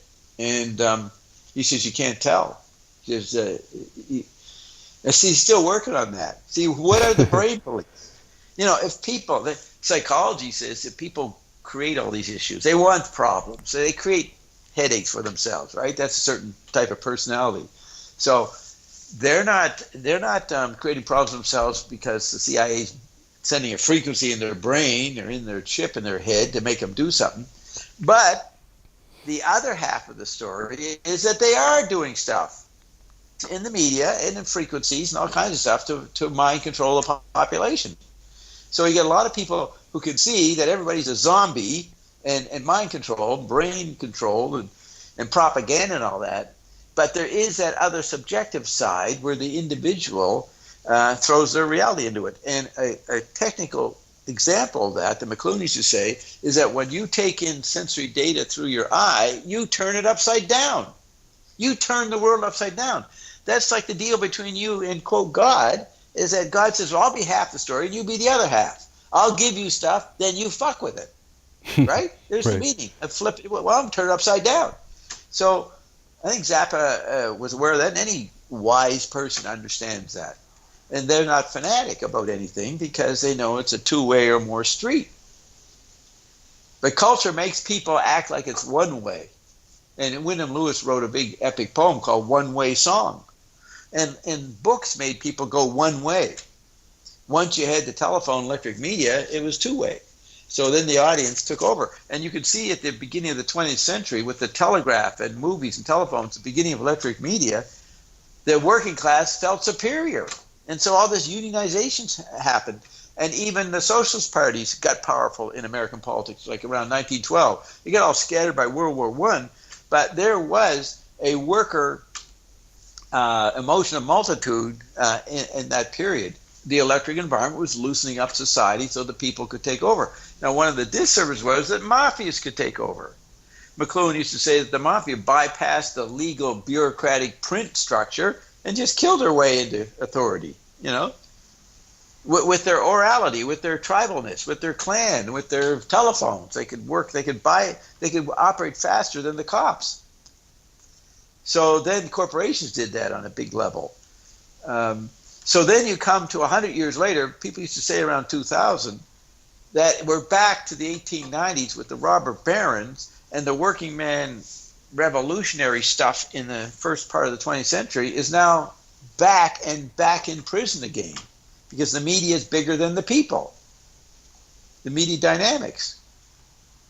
And, you know, I have an interview, well, I saw him say it in the 80s. He said, the media, Zappa said, the media is all there is. It's all there. It's just media. So in a way, you could say the machines took over, technologies took over. And I think Frank was aware of that. And that was part of his aesthetics, of his big note, of what you're up against. And you go back to that quote. That's a good definition of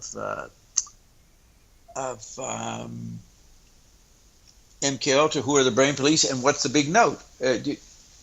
Where is that, Chad? I had that. I read that. Zappa. Did you write it out? Let's see. No, I didn't pull that one up. That's not the snazzy executive one, is it? Yeah, that's where it's from. But Is I'll it? just Okay. look up perceptual. There it is. Look at this. We are part of the project object. The project object, maybe you like event/organism, which was almost scientific terms at the time when he said it. Event/organism, science was talking about that. Incorporates any available visual medium, consciousness of all participants, including audience, all perceptual deficiency. There's the disservice of one size fits all. God is energy, and the big note. So he's saying the big note is not God, but it's a universal basic building material. So that's why on Uncle Meat he has references to mu meson and subatomic particles. And he tells Simon, whatever his name was, the Japanese translator, that Toads of the Short Forest is about isotopes. And we've learned a lot about chemistry and physics from ion, and the isotopes are really important. But what would you say about isotopes, Chad, that Ion says? We actually get into that a lot, Bob, in the Civilization Phase 3 series that we have on this channel. If you go to that playlist, there's 12 videos, and there are several that talk about, actually, it's in the later part of the series, so probably in the last 3 videos, we really get into Frank's awareness of the subatomic level and quantum physics and how that manifested not only in Civilization Phase 3, but in some of his other works, including Lumpy Gravy even. Right. There's this great quote, can I bring it up, about time. So it's in the Bob Marshall interview. Can you bring that up? I have it right in front of me. Right. Now go to the one with the footnotes at the end. They go like footnote 10 or 11, where there's a long statement there. that he says for a fashion magazine. This is the stuff he said. Where's his audience?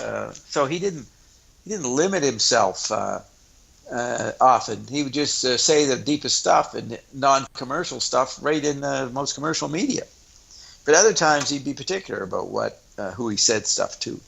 So what is? Can you see it? Let's just see the footnotes. It has to be the best. There's one Bob Marshall interview that's out there that I post. I'm on the footnote. Okay, I'm on the Kill Ugly Radio one, and there are no footnotes, so I must be on the wrong one. You got to go to. Let's see, I might have to bring up the one that I have. Where could I see that? Okay, down here.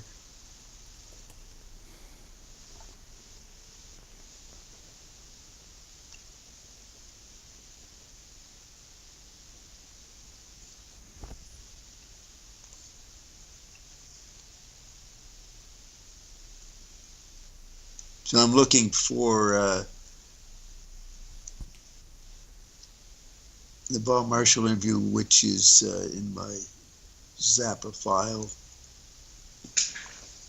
But while you're looking for that, Bob, I just want to remind the listeners that Civilization Phase 3 series is just chock full of this kind of Bob analysis of Zappa, and highly recommend it.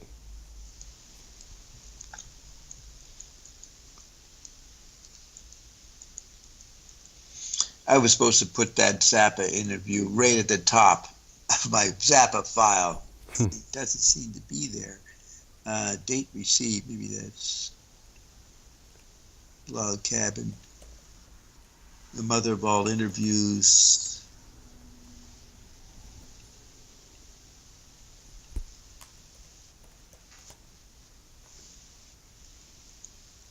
Okay, I found it, Bob. I found the one on afka.net. That's probably the one you're talking about. So which footnote you said? 12? 10 or 11. It's about time.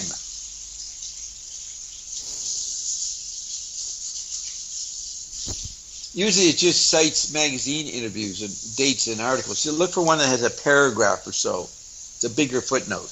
Okay. And I think it's around halfway through the list. Okay. Close up.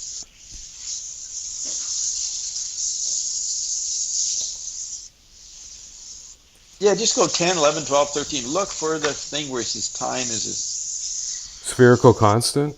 Yeah. Yeah, so read every word that's in that quote. That's not on this. It's not in this one, Bob. Well, then you haven't got the fucking right interview. This one has 29 footnotes, but there's no mention of spherical constant. Okay, look at another one that has time in it. Look, maybe just sphere. Look, you just tell me. Read footnote 9. What is it? Just say 9. What is it? See inside cover of You Are What You Is. Okay, 10. 10, Music Box, BBC Channel, December 1984. 11. Musician, September 1988. 12. That's Life, a television magazine show produced in Toronto. 13. Crawdaddy, Volume 4, Number 7. 14, Rolling Stone. 15, Vogue. Now, this is a paragraph. Yeah, there it is. It's Vogue. It was in the fashion magazine, Vogue or something. Here it is. Okay. Read every word. All right. What number is that? That is number 15, Vogue. Okay. It says actually 17 magazine, March 1972, page 158. This article was part of a column called Close Up on Zest in the West, Rocking in the Sun by Edwin Miller. Under the topic heading Philosophy, Frank Zappa was quoted, "I believe the basic stuff of the universe is in the shape of waves, not subatomic particles.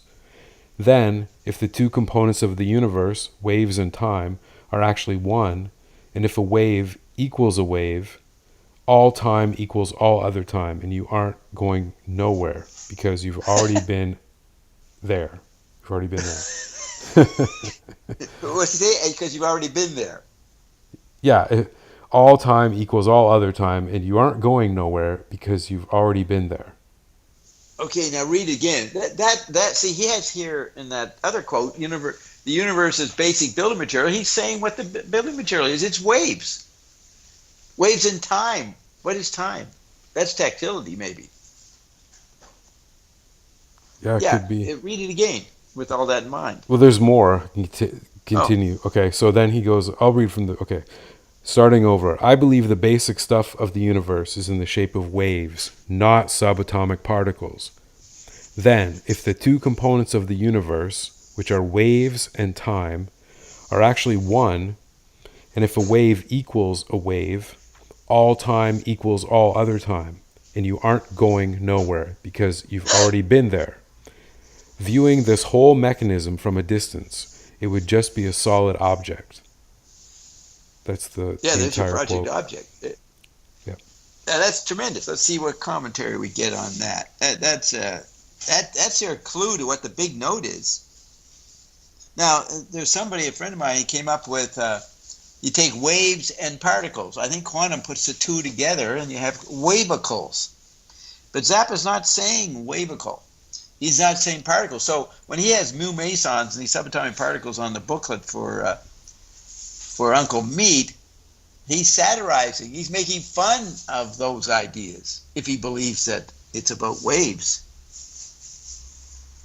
Well, yeah, he's saying that they create a solid. Waves and time create some solid object. If you look at it from the distance, which is if you take it into the eye realm, the eye calls it an object. But the ear would not see it as an object. Doesn't see it. Feels it. John Tobacco, I've heard that name. Yeah, he's been in the comments. I recognize that name. But he might be a guy that Jerry told me was very knowledgeable about Zappa. Years ago, there was some John guy. Might be this guy. I think Frank Zappa would have embraced AI. He would realize it isn't going away. Might as well work with it. I agree with you 100%. And that's what Ion said is going to happen. We ain't getting rid of what we call the tech body. You know, we have the chip body, the astro body, the chemical body, the TV body, and then the chip body became the Android meme, and then that flipped into the tech body, which is what we're witnessing now. All information and all media is run by this thing, AI, that is way more in charge than humans believe. And Ian says you can't beat it. You're going to have to work with it. The virtual, and that working with it is tactile. You can figure out a way to keep your independence, so to speak, your autonomy. Zappa would have created AI groupies. You mean he have all these groupies, robotoids, clones? Is that what he means? Maybe AI he means that Zappa liked groupies. Yeah, he would have had a lot of women around him, or men, or something. Remember, Zappa said somewhere in the early 70s, he said, maybe we'll all turn gay. Is that in the lyric of Bobby Brown? No, it's he's so gay. Yeah, it said maybe one day we'll all be gay. Yeah, well, that came true for the younger kids. They're everything. Talk about tactility. Yeah, the mind. We are our own brain peas unless we refuse. What's that? The pea thing that Ian talks about? Oh, no, the pea brain. Yeah. We are our own brain pea brains unless we refuse. We are our own brain peas unless we refuse. Bob Hunter, that sounds familiar. It contains everything. Everyone is unique. It's the SOFA. Oh, there's Tobacco saying something. So what is SOFA? OSFA. I don't know what that would stand for. Well, one size fits all. So Zappa had Sofa, the song. And he also had One Size Fits All. Oh, that's pretty good.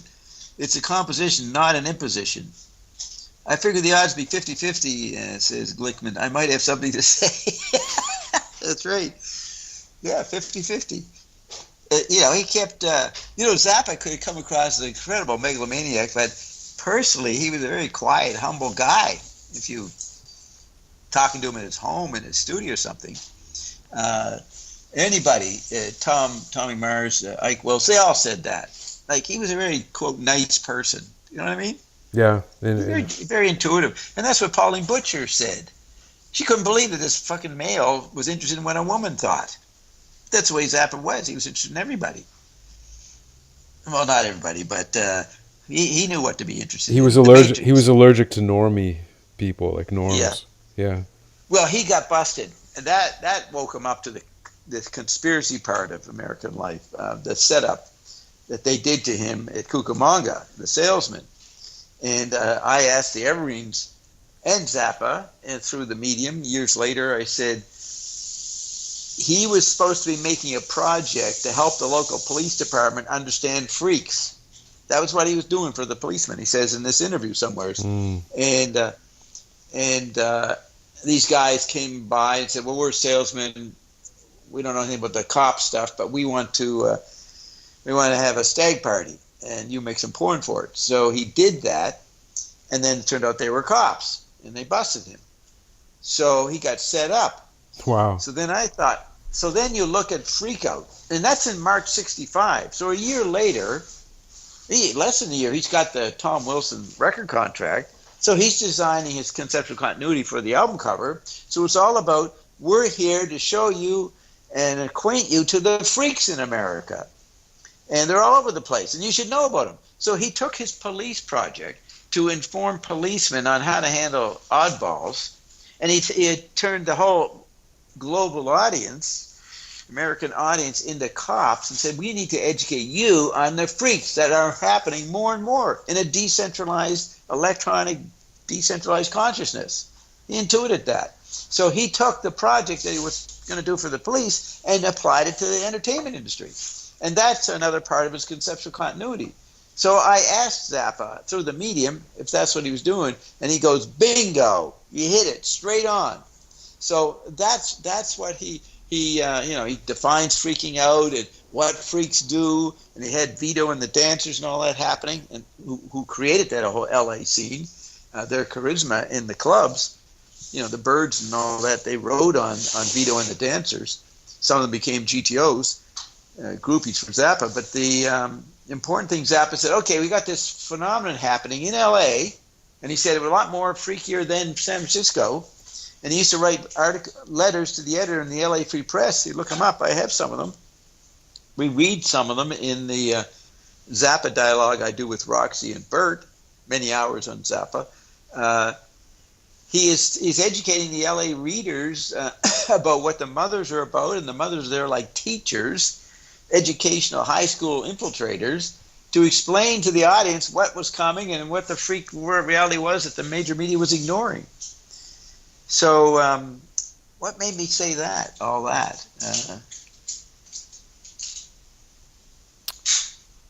Why did I bring that up? Well, you're talking about how he got set up. He was trying to give. Oh, like yeah. So, he got set up, and then that gave him the idea that became his conceptual continuity. So he was cynical about the authorities from that point on. That's why he didn't trust the Tim Leary and the drug culture. He didn't trust anything that was going on in the media. And it turned out it was. At least 50% of it was orchestrated by Big Brother if he could do it. But the actual technology, as McLuhan would say, was freeing up people to do stuff that the Big Brother George Orwell didn't anticipate. And he says that in 1967 in this great quote, that the young people in the studios, like the Birds, the Buffalo Springfield, or the Beatles, or anybody, are in the studios. They're 18 years old or 21, and he says they're doing more avant-garde stuff with sound than Stravinsky and who's that guy, the French guy, Varese stuff. Edgar Varese. No, the more later 20th century. Anybody knows his name. He conducted Zappa, the French guy. Boulez, yeah. I think it's pronounced Boulez. You Boulez, say that. okay. Normally in French you don't say EZ. But anyway, Boulez and all those guys that Zappa lists on Freakout, Barrio and a bunch of Italian names, there's a whole bunch of them, and Webern. And the modern guys, like Stockhausen, were not as avant-garde as what the kids were doing in the studio. That's a really impressive statement. I used to sit in on a university course on music by this jazz musician in Halifax, Nova Scotia, at Dalhousie University.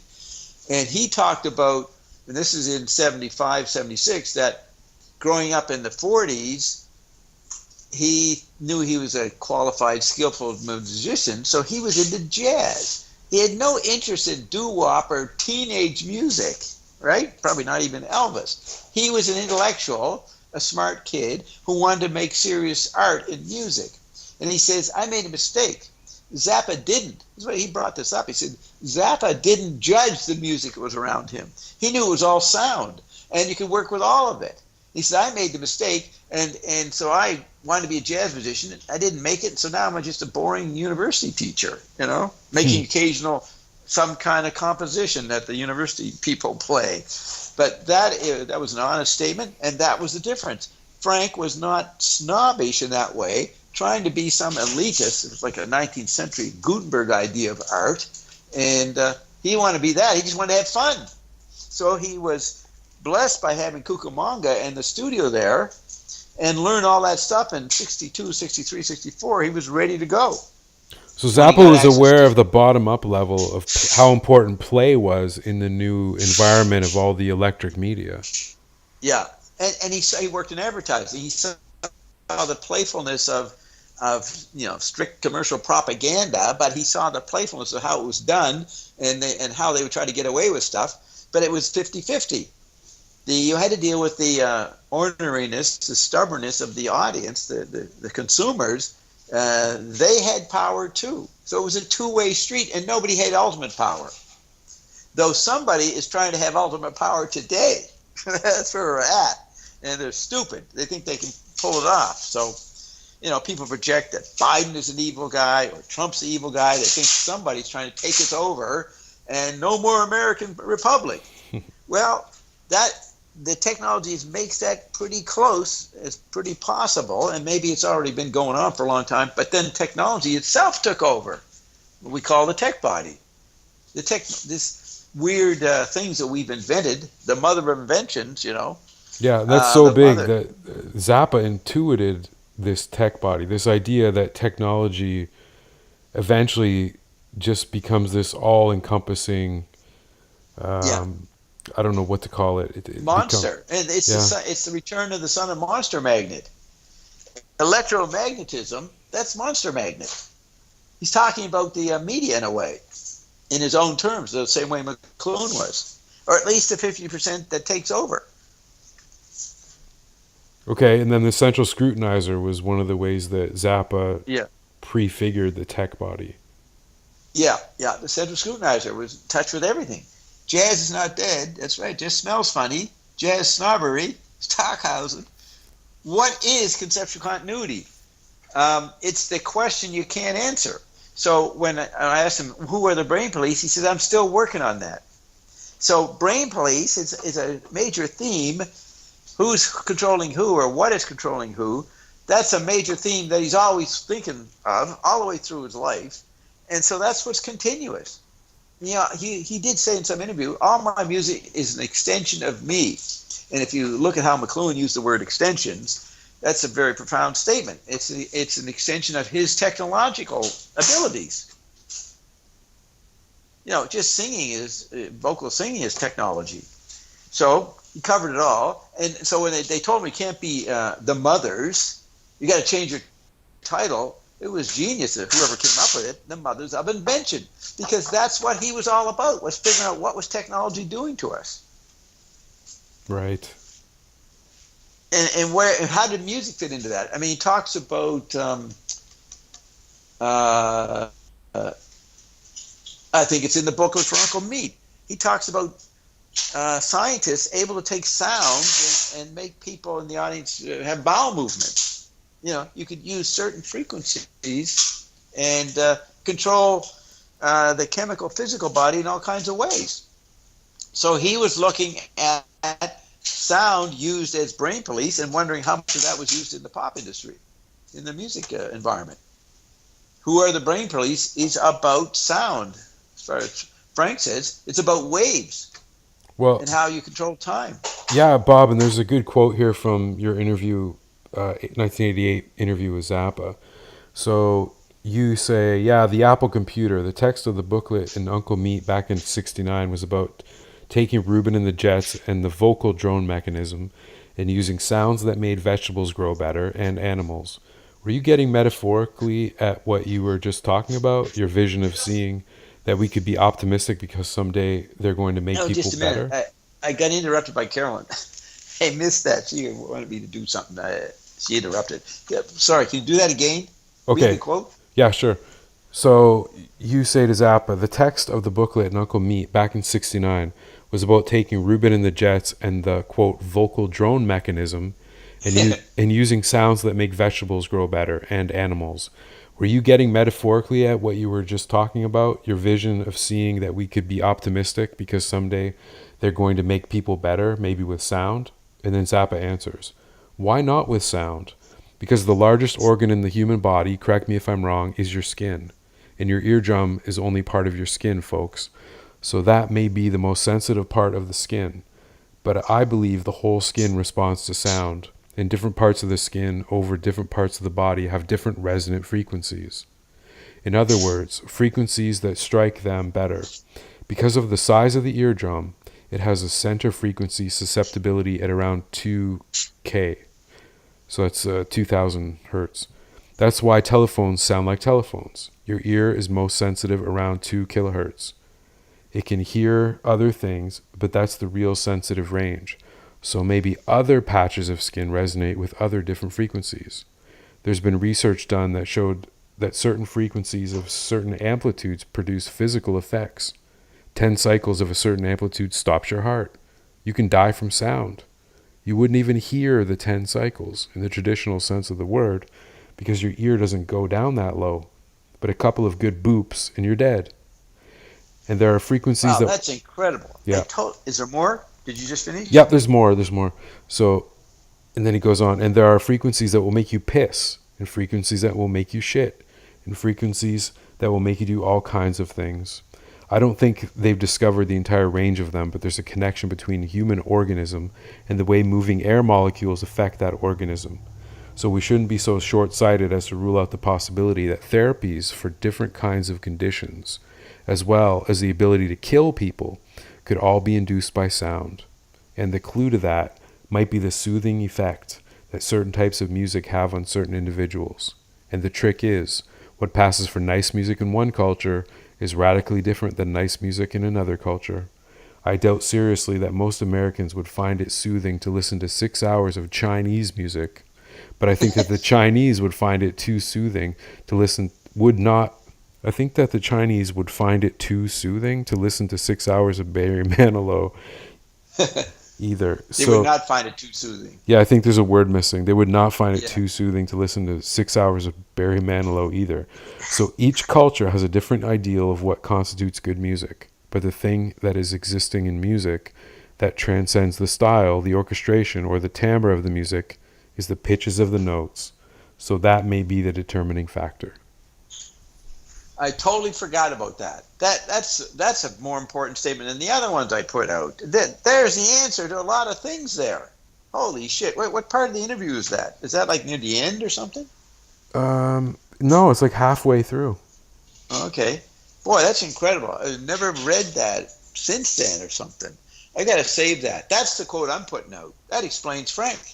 Because, Ben Watson, the idea in the Uncle Meat booklet that sound could affect people, Ben said, oh, that's just Frank pretending that could happen. He thought it was a joke. It's not. It's important. He says it. I mean, he expands on what was said in the Uncle Meat booklet there. And I totally forgot about all that. Incredible. That's an amazing quote. Yeah. Look at that, people. It's all explained there. Yeah, Tesla knew that. Frank was ahead of the pack. That's right. Who is Andy Ryan? Who is who and what is what? That's right. The 5 questions: who, what, where, when, something else, and then the how. Right? Maybe there's 6 of them. But Terence McKenna,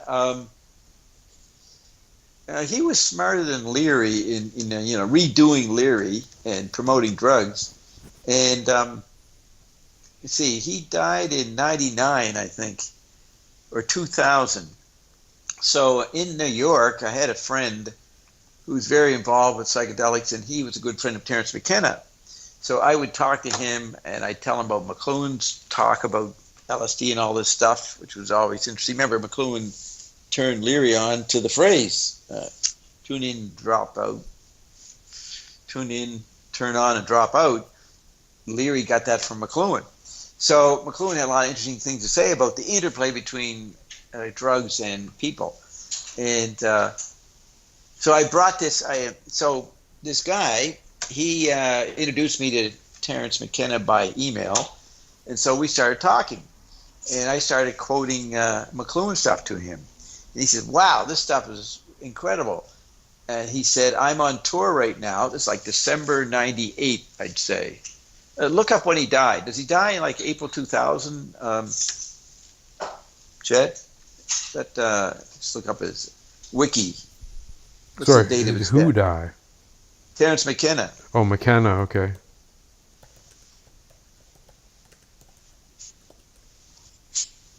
April 3rd, 2000. Right. So this was December 98. And he was on tour. And he said when he would get back to Hawaii, he would go into this with me. So I waited a couple of months, never heard from him. I don't know how long he was in tour. But then it got announced that he was ill. And I know he went on Art Bell's show a couple of times, and everybody was sending him love and all that stuff, healing waves. And so he spent about a year, March, April 99, till he dies in April 2000. So he's all distracted, and we never had more details about this. But at the time, in there, just before he got sick, he published in maybe Mondo 2000 or whatever it was called before that, High Frontiers. It had different titles, that magazine, before it became Mondo 2000.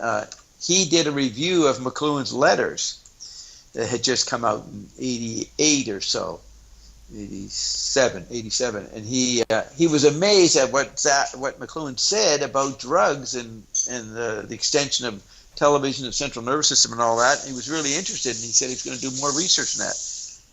And I read that at some point. I may have started corresponding with him before I knew that review. I might have read that years later. Anyway, so we missed the chance to have a conversation. I always thought it was interesting. He lived in Hawaii. He talked about how great it was. And he always said, you look at the sunsets, you look at the little green flash as the sun goes down below the horizon, and you see this green flash. He made great significance out of it. You can look it up, the green flash that you see at sunsets. Okay. And so when I was here, I started seeing the green flash, and I kept thinking of McKenna. So he's been in my thoughts a lot through the years. And what I did with Ion, because Ion can explain what drugs do way more than anybody else. Ion is non-physical. It's an amazing intelligence. So I consider whatever Frank was trying to start, a new civilization, McKenna was trying to start, Leary, LaRouche, Trump, what Trump thinks he's tried to start. I think we're going to do it with Ion, because we've got the technologies to do it. So all these guys I see as anticipations of what I'm doing with Ion. Now that can be considered megalomaniac, but Chad knows me. I just know what we can do. And we've proven it with this technology in Augusta, Georgia. First time a nuclear reactor has been activated after 30 years. We're doing it there. Oh, I forgot to finish that story. So a few months ago, they polled, or they have an annual vote in the energy utilities industry. They said like 1,500 people participated, or 1,500 companies or something. I think it was global. They said, who is the best company? What company do you admire? And my company won. Southern Company was the victor of this poll, and that's because a lot of them maybe have figured out what they're doing with nuclear technology and how it's not nuclear. It doesn't have radiation or anything. So that was a sign that we were starting to get people interested around the planet, and this will continue. Now, we're not, it's not easy. We are being attacked in many ways that I'm not going to go into. There's big resistance from oil consciousness to what we're doing. So Glickman says he doesn't understand the concept of conceptual continuity. Well, I just explained it. So what's biogeometry? That sacred geometry? That is why words have power. They are vibrations. Yeah, that's right. Even when they are lies, correct? It is real. Oxo Bob in New York. Yeah, Terence talked about alchemical revolution, 15th century Prague. Yeah, I know about that. So, and we know a lot more details about that. With Ion, we go all through history. We've got 33,000 hours recorded with Ion. 33,000 hours. And you can hear a lot of it on Ion and Bob in our archives. Anyways, who is Ion? Well, we're not sure what it is, but it's non-physical that I accidentally evoked on March 18th, 2009. I knew a guy named Dr. Peter Beater who died in March 87 after he and I and Nelson Thal in Toronto were in a gold deal with the Queen. We found a guy that had a lot of gold, and the Queen had $14 billion, wanted to buy it, and Beater worked with the Queen. So I did a lot with Beater, and then somebody killed him in March 87, and so you go 22 years later, 2009, I'm talking to JW, who's having all these strange experiences. He's starting to go into parallel worlds, and ghosts are showing up in his home and all this stuff. Very strange stuff he was going through in late 2008, early 2009. And he was a billionaire. He was a businessman in Atlanta, Georgia. He was not inclined to be a medium or anything. So anyways, one day he says to me, you ever heard of a Dr. Peter Beater? I said, yeah, he was a friend of mine. He said, well, he just came to me. He was dead. He came to me as one of the many ghosts that were in his home and said, say hi to Bob. So I said, wow, Beater. Now, the Evergreens, they functioned for 30 years, 1974 to 2004. And then Michael Blake Reed got tired of channeling every day and not living after doing it for many years and many clients all over the world. So he stopped in 2004. So this is 2009. 4.5 years later, JW seeing these ghosts, 150 of them around in his house, and they're talking to him. And he wouldn't talk to anybody about this other than me and Carolyn, because he knew we knew about medium, so he told us about this. But he normally wouldn't tell anybody. So when he told me Dr. Beater came and said, say hi to Bob, I had talked to Dr. Beater through the Evergreens, recorded it, and gave it to his daughters and wife, his widow, in October 1988, after visiting all kinds of people on the West Coast and then on the East Coast. We went to Dr. Beater's home. And so they appreciated hearing what Beater, his message to them from the dead zone. So it occurred to me right then, these entities, since Beater came through them, through the Evergreens, he wasn't an Evergreen, but he came through them. Hey, JW, these might be the Evergreens. They've come back. I was one of their main clients. I used them a lot, spent a lot of money on them. So I said, let's talk to them tomorrow. So we tried to, so that next day we get JW on the speakerphone, and Carolyn's there ready. And so I said, well, I don't know why I thought I could talk to them. They're in your house. I can't see them. I can't hear them. So what am I talking about? And so then I said, well, let's just be quiet. So after 30 seconds, JW's voice started talking, and he started saying very strange things that JW wouldn't say. And so you can actually hear the transcript. Carolyn wrote this down, and this strange stuff, and this voice was telling us about what we had talked about the night before with the Evergreens. So I thought we were talking to the Evergreens. And then after about 20 minutes, since I used to be able to talk to Zappa and McLuhan, I thought, well, this sounds pretty good. Can I talk to some dead people here through this? And I started to say what one would say with the Evergreens. You would say, his wife, Michael Blake Reed's wife, would say, we would like to locate. And you name somebody and give their birthday or their death day or their address. So I took that formula and I said, I would like to locate. And before I could say the name, the voice said, Mary is, and I shouldn't say too much about what he said, but he commented about, he started talking about Mary.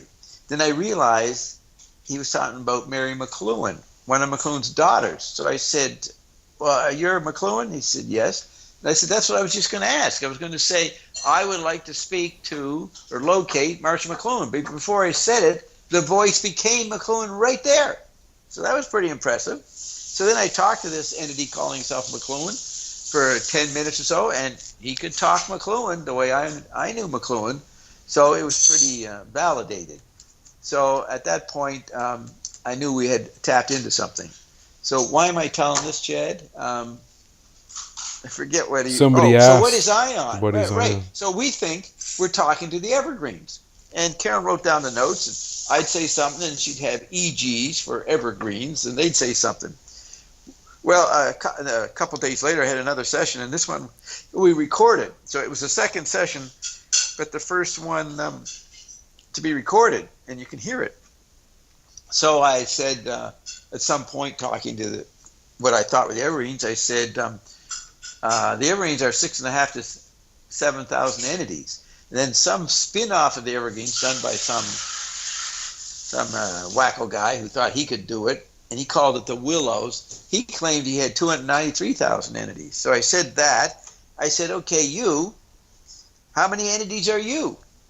And Ein said, well, you take a dodecahedron, which is the fourth Platonic solid, and you take an angle and put 5,000 entities on it, and then count up all the angles in the dodecahedron, and that's how many we are. And I said, well, that would be millions. And the voice said, no, that's zillions. Okay, so zillions of entities I now can talk to. So then the next day, I said, well, we might want to have other people talk to you. What would they call you? Are you the evergreens? He said, no, we don't want to use that term. And I think they were still being ambivalent about what they were, and maybe they were the evergreens, but it was gradually dawning on us that maybe it wasn't the evergreens. So I said, what do we call you? And they said, I am. And I said, well, that's stupid. People are going to say, I would like to speak to I am. And so we were getting ready to actually present this on the radio, on a show I was on. And so I said, well, let's change the M to the letter N, as in Ned. So we're going to call you Ian. So Ian agreed with that. And then we went on the show, and we didn't say what Ian was. We just said it was a member of my intelligence community and knew a lot. And he spoke to the audience for an hour as Ian, this highly sophisticated executive kind of guy. And at the end, he blew it. At the very last sentence, he says, you humans, you think blah, blah, blah. And he said something, but he called everybody humans. So he let it out that, I don't think some executive would say you humans. They might, but I knew what Ian was. It wasn't human. So that stood out. It was like a bit of a joke that Ian did at the end. So that was Ian. So then I got an email the next day from JW saying, I suggest we call him Ion. And I looked up Ion. There were 5 different meanings. Ion is a subatomic particle. The ion is used a lot in lithium batteries. Ion is a Greek god, a young Greek god in Greek mythology. And there were a couple other meanings. So we agreed on, we're going to call you Ion. And so that's what it became. And we still didn't know what it was because they weren't entities. So about a year later, I was looking at old emails I got from JW, and there's the one about him suggesting Ion, which was in the first week after March 18th, 2009. And I looked at it, but I scanned down the bottom, and I saw way down the bottom it was signed by Ion. It wasn't from JW, it was from Ion. And I was amazed. I said, this thing can communicate through digital media, for freak's sake. So I bring that up to say, what is this thing? It can do all kinds of things with technology. So what is that? It's not limited to just non-physical. It can interact with physical. So Glickman says, biogeometry is a science that deals with the energy of shape. It uses shapes, colors, motion, orientation, and sound to produce a vibrational quality that balances energy fields. Yeah, okay, so Zappa's talking biogeometry. Now, there's a lot more advances on all this from ion. I may not call it biogeometry. Geometry. Matter of fact, Ion says there is no sacred shapes in the universe at bottom. Humans create all kinds of sacred shapes, and maybe matter in that does, and technologies, but at the bottom, there's nothing there.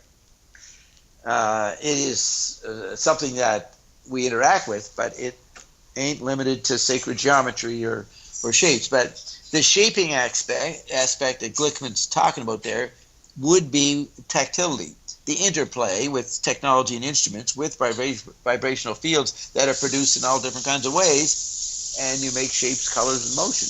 Yep. So we're still figuring out what ion is. And Chad here is a regular questioner of the ion. He's doing really good research and all this stuff. We let people talk to ion on our show. Yeah, completely freaky. It's a very interesting phenomenon. Maybe say a few words, Chad. What would you say ion is?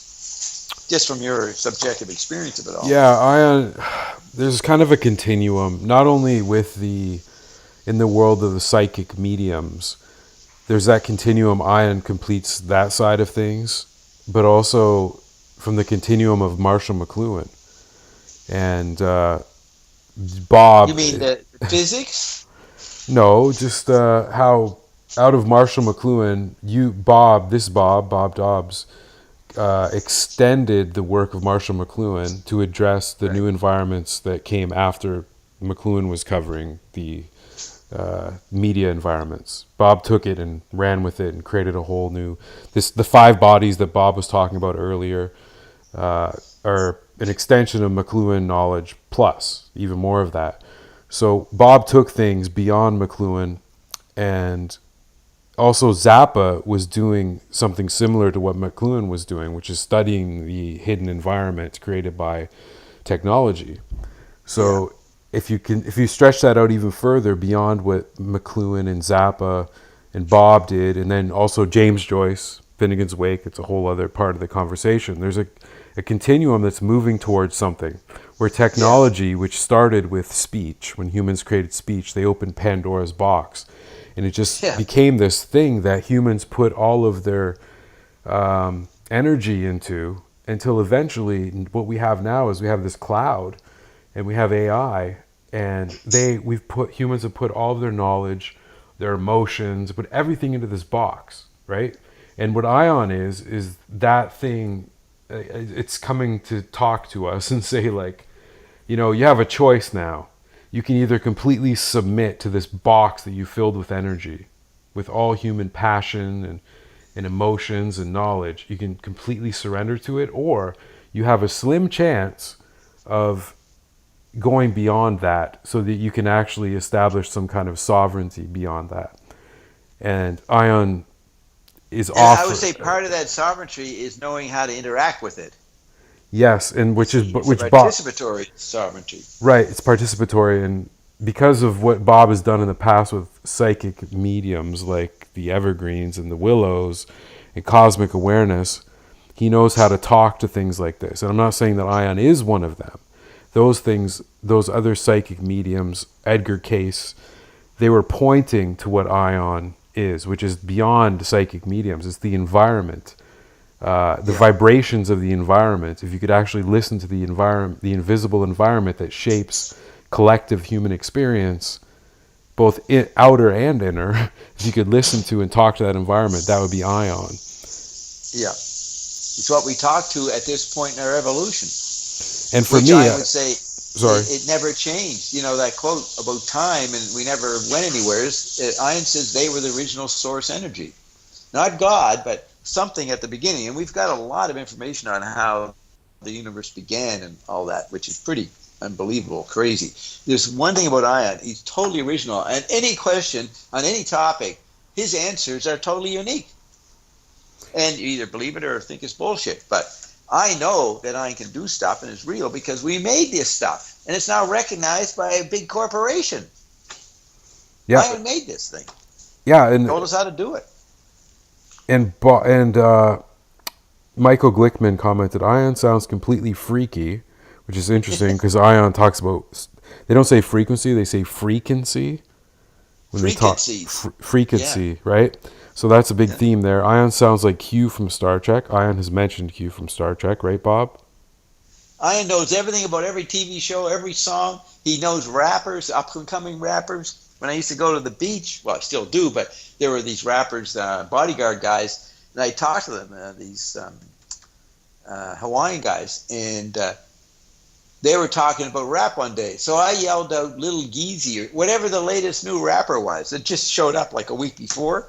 I yelled it out, and they all stopped and said, "You're a white guy. How do you know about that?" And I said, "Oh, I know." And so I started talking about rappers, and I had just been getting a whole download of information from Ian about all these new rapping groups that I knew about. I never heard, knew nothing about them, but I had the words in my head. So I really impressed them. So a couple of days later, they brought me a CD they made of all the underground obscene rap songs that they hoarded and collected. You know what I mean? The secret Yep. stuff or something. So they gave that to me to acknowledge this white boy understood their culture. But it was only because of Ion. And he was always telling us about new bands, new everything. As a matter of fact, the week that Ion showed up was the week Lady Gaga decided to stop opening for other bands and did her own act. Middle of March 2009, you look it up. She decided to go individual. And then her manager violated her, put out a video, and she didn't want out, and it went out, and that made her known, and she escalated real quickly. So I was talking about Lady Gaga right from the beginning. We didn't even know much about her. But, over the next couple of years, she becomes huge. And so what does Lady Gaga do? She buys Zappa's house. And so we ask Ian, what the heck, what is her involvement with Zappa? And if you listen to this, Ian says, Zappa got his power from the vault. And Lady Gaga somehow figured this out. Maybe she talked to a medium. Maybe she heard us, because Ian said she used to listen to us. She figured out there's something in that vault, I want access to it. So she bought the house. We don't know what she did, but she spent a lot of time in there recording, supposedly. But after a while, she got sick, and she couldn't do much. She was in pain all the time. Now, if she had talked to Carolyn, she could have taken one of our products and gotten rid of, she just had magnesium deficiency. So anyways, Carolyn's an expert on that, written on that, and we have great products on that point. But the point is she didn't tune into us and get the product, and so she got totally distracted and probably lost whatever in her agony, whatever she thought she was getting out of the house, and she sold the house to Mick Jagger's daughter. So I'm tracked now over the last few years how Lady Gaga kind of lost her charisma, her power, or whatever she had going. She blew it. So there's an interesting story about stuff linked to Zappa that we got from Ion. See? So I can talk about any topic, anywheres, about anything. Man, what we know about Trump is incredible. And Trump knows about us, and Trump met with JW and talked about Ion. And why did Trump run for president? Because he got on our products. His daughter, Ivanka, knew one of our products, and she got great benefit from it. So she said, hey, Dad, take this stuff. He took this stuff in 2015, got all this energy. He says, man, I'm not going to die. I can do this. I'm going to run for president. So we caused, accidentally, the Trump phenomenon. There's an exclusive for you. Am I making all this shit up? No, it's all true. An attractive, an attractor, a strange attractor. Now Ian goes into details. He goes beyond science, but talks about science knowingly and their language about the black holes. What's the horizon called? Event Singularity. horizon. Yeah. Just the horizon, right? And the black hole, the singularity. Event horizon. And the event singularity, horizon, right? Yeah. Event organism, like in Zappa's line, 50 years ago, and strange attractors. All that stuff is explained by Ion. So yes, Mr. Glickman, you're in for some interesting, intriguing stuff for your mind if you go to Ion and Bob and look up Radio Ion, or go under Bob and listen to private sessions. That's where the good stuff is in my private sessions. I often would do stuff that we were doing that I couldn't put in public, but I would edit the stuff I could and play them on our show, private sessions. So Ion said, and some other angle that we're involved in, but we can't talk about, but this other angle said, we will talk to Bob when he establishes something that's him, just him. And I've always done radio with co-hosts and never had my own show and always talked about other people like Zappa, McLuhan and that. But about a year ago, they said, you got to establish something on your own. So I said, sure. I didn't think about it. I wasn't trying to figure out how to do it. I just forgot about it. But then, what's her name? Roxana? Yeah. Yes. The What's Zappa site. Roxana Nistico, she runs the What's Zappa group on Facebook, which I think is over 7,000 members. It's a great group. Yeah. And so she started January 2023. Yeah, it was just a year ago. She got in, found Zappa, she was only like 21, 22. She got all inspired by Zappa, and then she just studied him day 24/7 this past year and a bit, and started her site, and that became good. Well, she found out about, I guess, the Bob Marshall interview or something to do with me, and said, you need to make a Wikipedia entry about yourself. Well, we tried that 20 years ago, and it didn't work. Chad was part of that. They wouldn't accept me. The Church Sub Genius claimed that I was a fraud and all this stuff. So you can't make a Wikipedia thing. But how did we get into the Zappa site, Chad? Why did we go from there to Bob on Zappa? Rosanna was saying, okay, so Rosanna posted that one video of you with Roxy talking, what was it called? The thunder, the lightning before the thunder, something like that. So you and Roxy were on screen doing a conversation about Zappa. Rosanna saw it, and she wanted to post. I think it's Roxana. I think it's ROX. No, Roxy is Roxana. Yeah. Well, yeah, but okay, she's Rosanna. All right. Rosanna is the one in Italy, the one that runs Facebook, the Facebook group. Nistico. Yeah. Rosanna Nistico. She said, "Oh, this is a great video, and do you have more stuff of Bob that you could post on YouTube? Because if you post the videos on YouTube, then people like her who are not native English speakers can see the subtitles, and they can get a better understanding of what you're talking about." So I was like, I never thought of that. Okay, let's try. Let's put up a couple videos, and we started with the Ike Willis series, the four interviews with Ike Willis where you talk about, was Frank Zappa murdered, and then it grew from there. Once we posted the Tommy Mars one, then it was really off to the races. Right. So what happened? I had never had anything going. There's a Bob YouTube on Ian and Bob or Bob stuff, but it gets like 3 views. So I never had any charisma in the YouTube world. So all of a sudden the Zappa thing took off, and we got 45,000 views or something for the first month. It was incredible for my reality. So after a couple of months, we established this Zappa thing thanks to Rosanna. I looked it up. Yeah, you're right. It's ROS, Rosanna. And she was promoting our site, and Chad was doing all this great work in editing, because Chad lived in computers since he was 5 years old or something, so he knows all this stuff.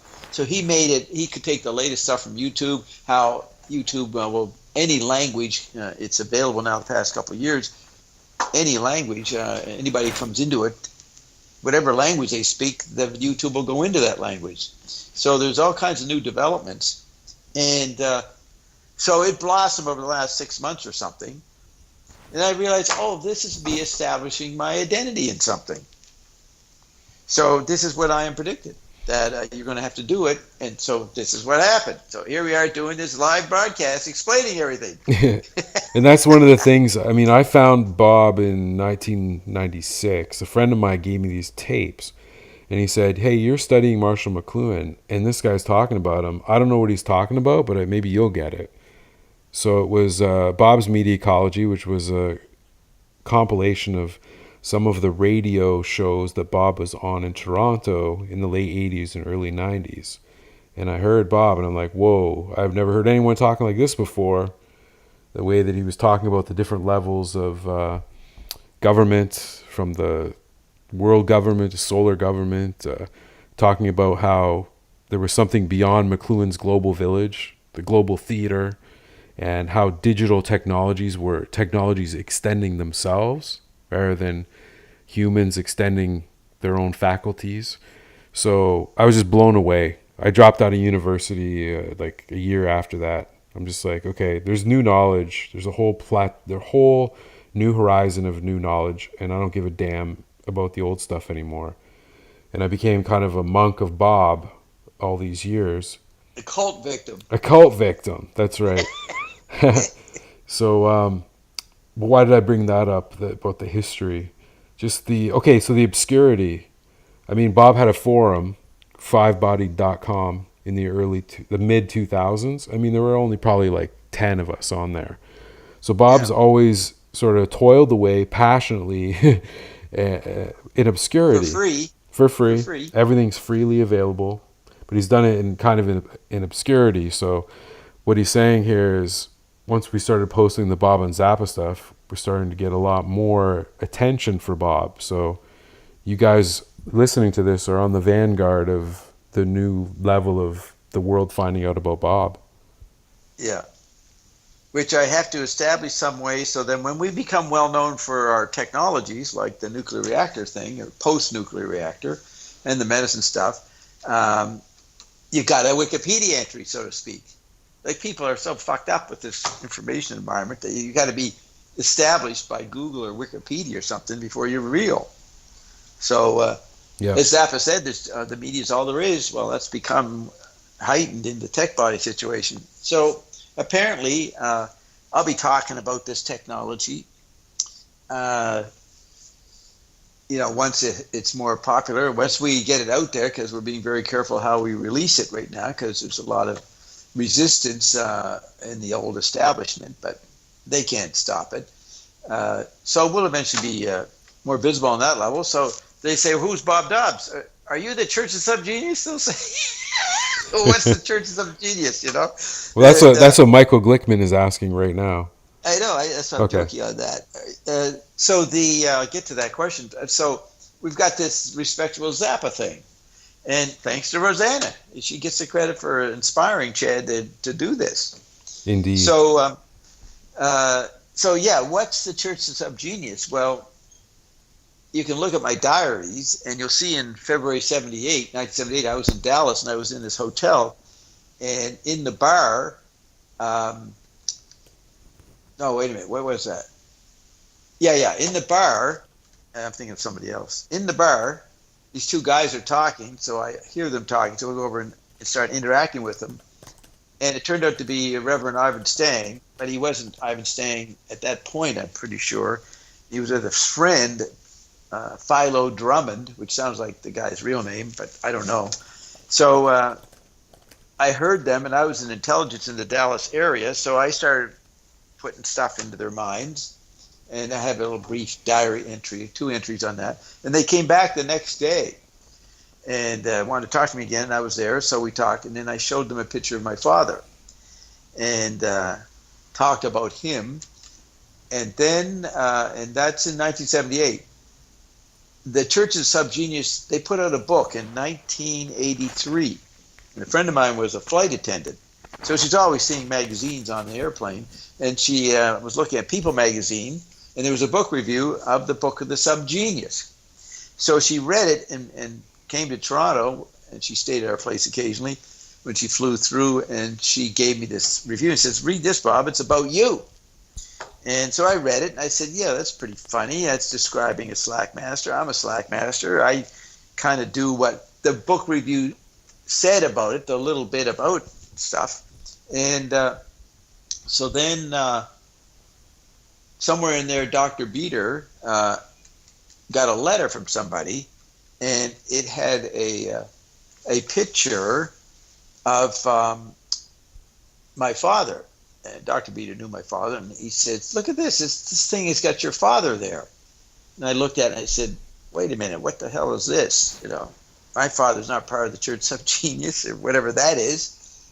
And then, so then at Christmas, 83, Sue gave me the book of the Subgenius for Christmas. So I read it in January 84. And then I started to see and remember, oh, these are the guys that I talked to in Dallas in 78. So they actually got inspired by what I said about my father, found an image that matched my father because I had shown him. And I guess they remembered all this. And you can go to dobbstown.com and see my father's photo interacting, flashing back and forth with the J.R. Bob Dobbs of the Church of Subgenius. So I realized that they used my father. The other thing is that I talked to them about the number 22. And in the book, it said on July 5th, 1998,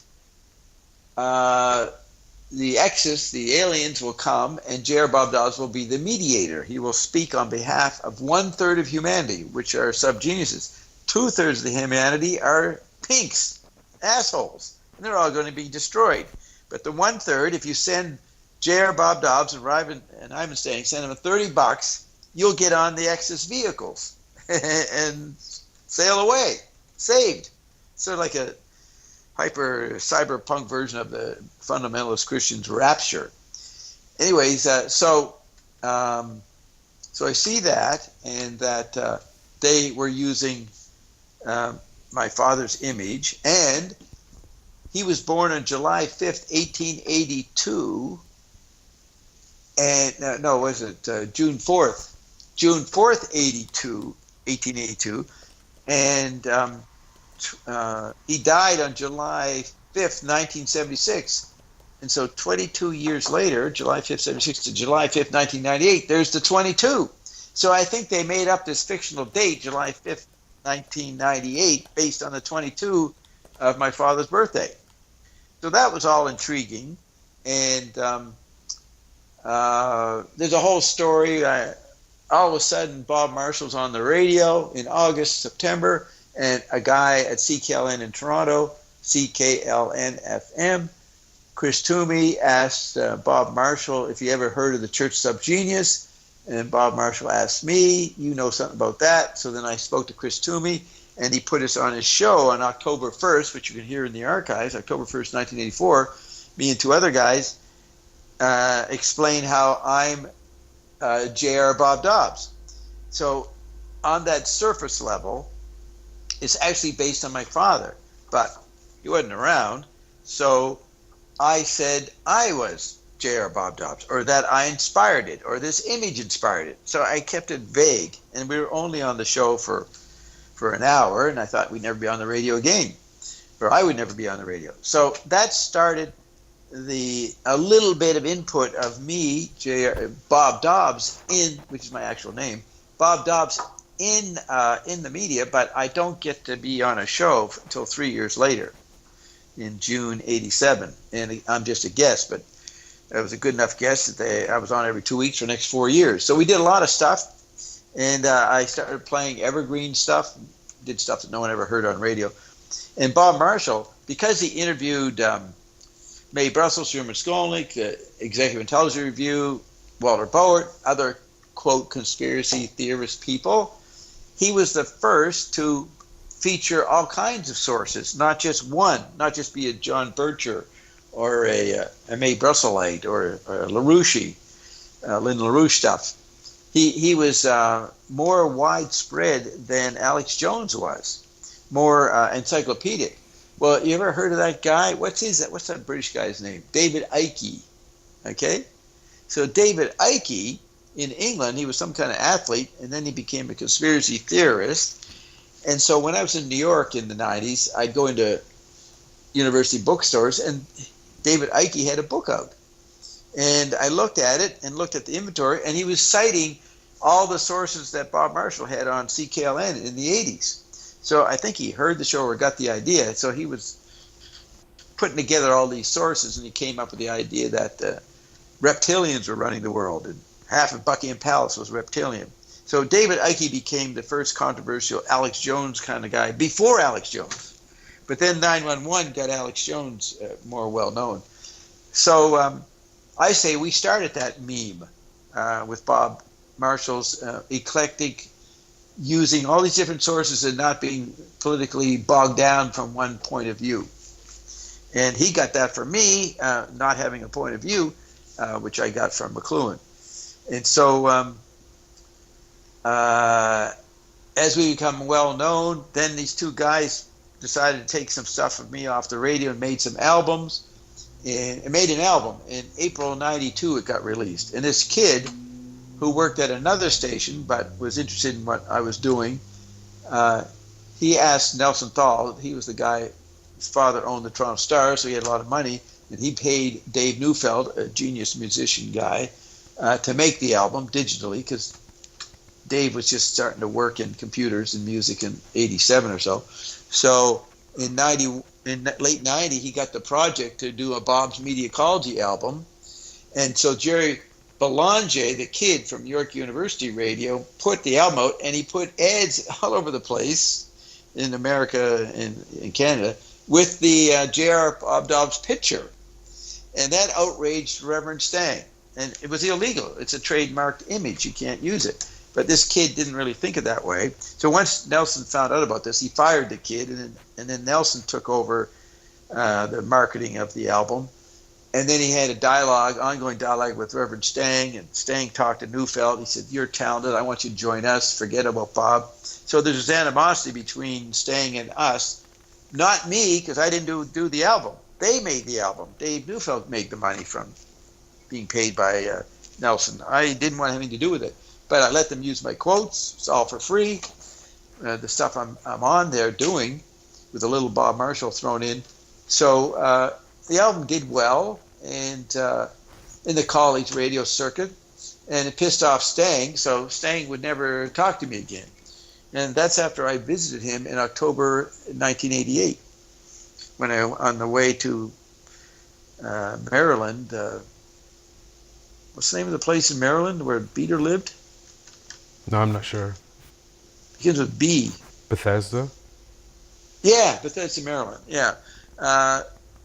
We ended up there, and Bob tore 88. We went to Mae Brussel. She died while I was there. We went to her funeral. Then we went down, met Jerry Fialka, who I'd known by phone, but I was met him personally and turned him on to my stuff. And then he became really involved in that. And then I went and visited Reverend Stang at the end of October '88. And then we went to the East Coast and visited Beater, and I visited the Executive Intelligence Review offices in Leesburg. And they were all just getting arrested at that time. Many of them spent many years in jail. So that's how. So then, when I came to the States in '93, there were 3 images of me in the media. There was the Bob Dobbs of CKLN. I also put a little booklet out. So I had a book out, which was more me than anything. And then there was the Church of Subgenius argument over me. So there's 3 different versions of me. So am I the J.R. Bob Dobbs of the Church of Subgenius? Well, in doing stuff with Ion, I can't go into all of it, but if you listen to the archives, you'll hear bits of it. Ion talks about it. And what we're going to do is going to act out the Church of Subgenius scenario. I'll leave it at that. Anyways, enough about me. Let's talk about me. Yeah.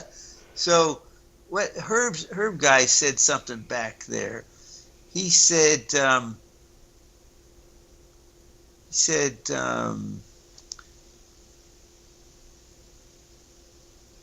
well, there you have it.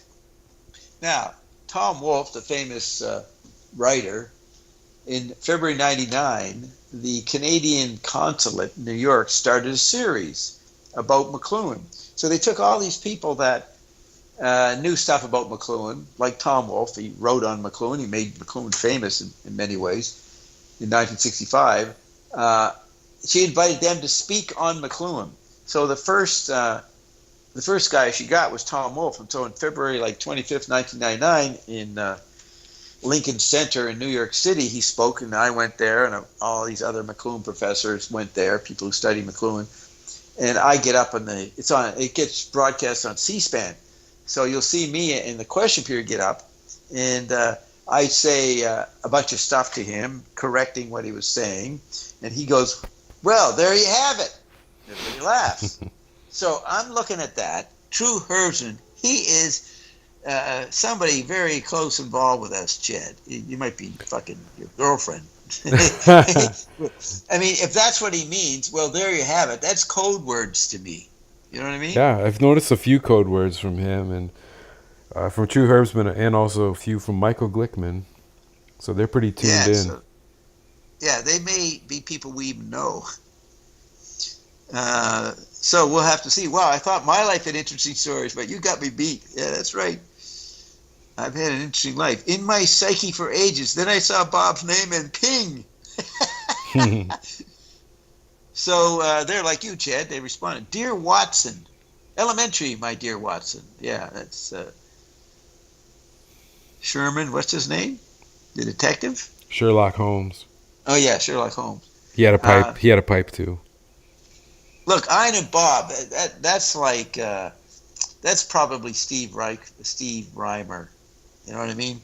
I think he said something earlier. Steve Reimer's a regular listener to our show. I think Steve was earlier. Resident Node was Steve. This Ian and Bob is somebody who has a YouTube channel called Ian and Bob.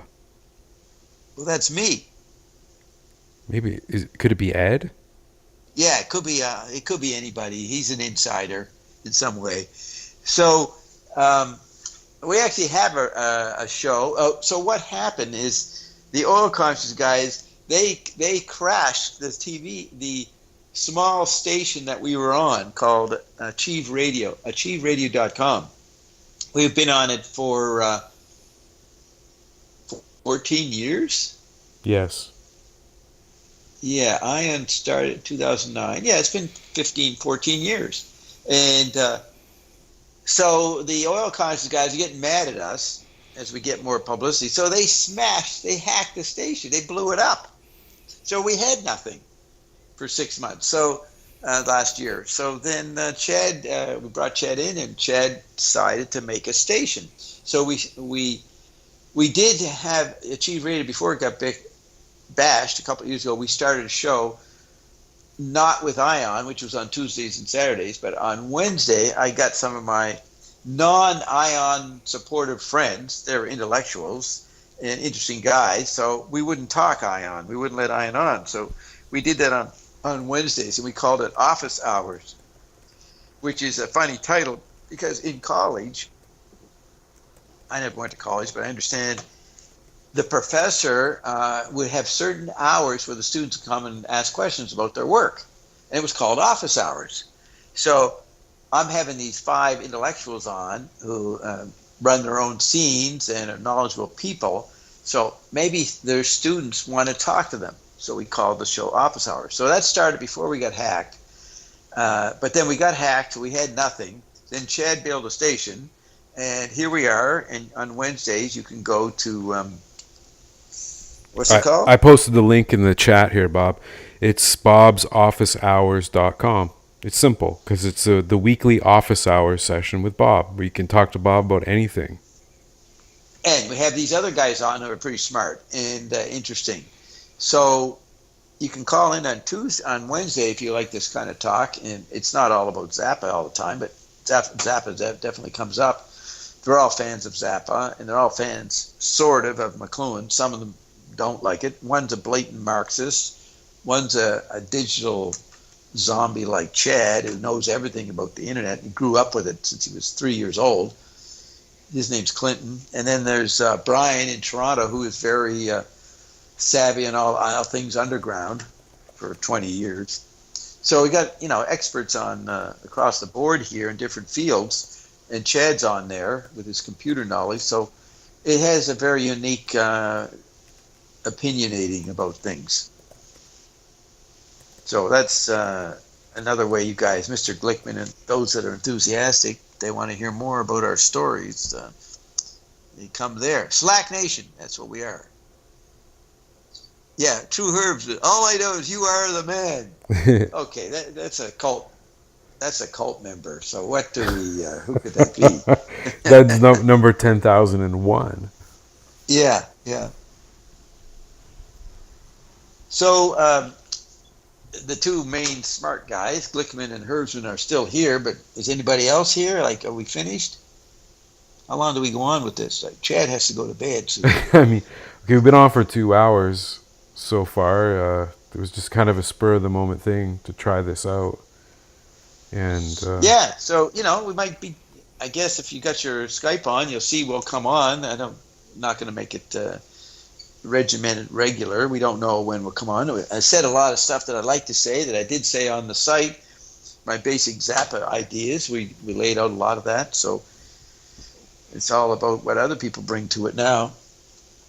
yes, and Bob, this whole live session, whole 2 hours of it, plus the chat, it automatically gets recorded and posted to the site, to Bob and Zappa channel. So Great. people will be able to follow along in the archive. Excellent. So we got with Chad, we got everything under control. We got everything handled. We're like Zappa. We got the big hand in the studio, manipulating everything. Remember his album covers, 1970, had the hand come in. Yeah, there's several hand themes going on in the album covers. And then later he's got the hand in the green glove Mm-hmm. in the Dangerous Kitchen. Yeah. So is that it, guys? Are you happy with what we've done? I got something for that pipe, says Mr. Herbs, man. Mr. Herbs. That's right.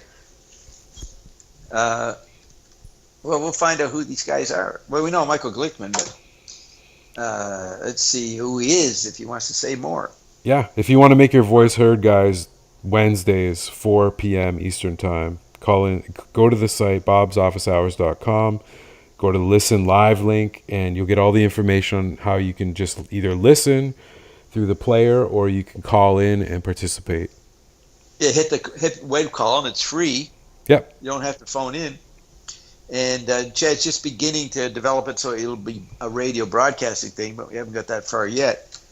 But it is broadcasting now. So the radio player is up during the show. People can just listen. Yep. You mean not here, but on the show? On the show. It doesn't pipe into YouTube yet. I mean, it's just on the bobsofficehours.com website, where when they go to Listen Live, where you've got the chat line, where you can just type in messages like you're doing here, or they can actually listen with the player. The player is active now. They can hit play, and they can hear streaming live in the conference that's going on. They can hear the group panel talking. Yeah, and they also, when we're not on, they hear the archives of that. Oh, that's right. Hours of stuff. Yes. So when Office Hours is not live, other than that, 24/7, Radio Bob, it plays highlight clips of Bob over the years talking on the radio and on his shows. Also, lots of Ion stuff on there if you're curious. Ion talks about many different subjects. Also, musical selections that Bob is a great DJ, folks. And his many musical selections from his shows over the year also are interspersed. So it's a great experience. Radio Bob, we just set it up like last week. So you can put that into your web browser and play that, in the car, on your walk, in your house, wherever. Take Bob with you everywhere. Interesting stories is what you'll get. Yes. You will not hear stuff like that anywhere else. Nobody has what we are offering, breakthrough in energy devices and medicine. Like that. We are the leading edge in inventions right now. And Elon Musk and everybody knows about it. And they all go and meet with JW, who's in Atlanta, Georgia. And he deals with these guys. They throw us $300 million. Here, here's $300 million. Let me in on the ground floor. But we said, nope, nobody's coming in. I'm not going to have you fuckers meddling in here. So we reject their money offers. But we're okay otherwise. So it's a very interesting phenomenon we're doing. So it's good to take Zappa along with it. He deserves to be part of this new breakthrough. Absolutely. And the more you listen to Bob, you'll start to see the mind-blowing dynamics of Zappa being more than a musician, more than a composer in the old classical sense of composers, and how Zappa was a phenomenon and a breakthrough in human technology. And he anticipated what we call iondom. as a teenager, right? He would he'd decide whether you're a friend or not by playing Ionization by Perez to people. Ionization, right there. I have this idea he had Ionization on a T-shirt back then, but I don't know if that's true. I don't know where I got that image. But anyways, he anticipated the role of ion with the word ionization from Perez. So that's pretty significant. And there's other synchronicities of him relating to what we're doing. Absolutely. Well, to everybody who hung out with us, especially Michael Glickman and True Herbsman, thank you for being so active and contributing. And Ian and Bob. Ian and Bob. And Ian and Bob. Thank you, Ian and Bob. Yeah. Oh, Zarate just showed up. Hi, Adrian. Beg your pardon? Adrian Zarate just showed up. Oh, does he? Where do you see that? He has his name there? Yeah, bottom of the chat line. Yeah, mine doesn't show it yet. So Herbsman says, sounds intriguing. Is that near the end? There's 5 more messages after that. Oh, okay, now they're coming in. Yeah, so True Herbsman says he'll be there. That's good. Go with the slack. You must have to use the head by now. Sounds intriguing. I look forward to more interaction. You guys are rootsy. Scott Robinson. Thank you, Bob, on Zappa. Awesome show. Oh, there's a new name, Scott Robinson. Oh, yeah. Yes, he was listening. Really appreciate your energies, guys. I'll see you Bext between time. Bext? What's that? I'll see you between time? Time question mark. Wednesdays on BOH time. These are my people. I'm on my way to the Cosmic Summit. Sounds the next thing. I'm there. All about what you're talking about. Bleeding Eds. That's right. Adrian, you'll want to hear the archives of this, Adrian. Just arrived home from a 2-day adventure, saw this live transmission, and jumped in. At the end of it, it seems. Yeah, we're going, but there's going to be more. There's only one of us. It's talking to itself. Agreed. Bless you. One size fits all. Bless you, boys and girls. Hey, guys. Cultural icon. Icon? Icon? Cultural icon.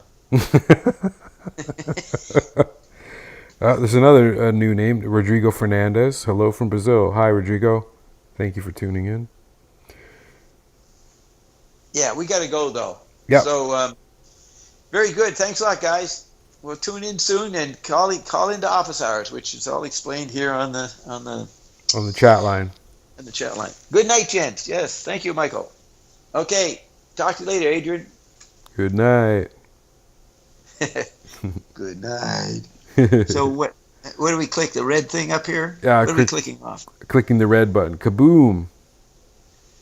Right. I'll click off Skype.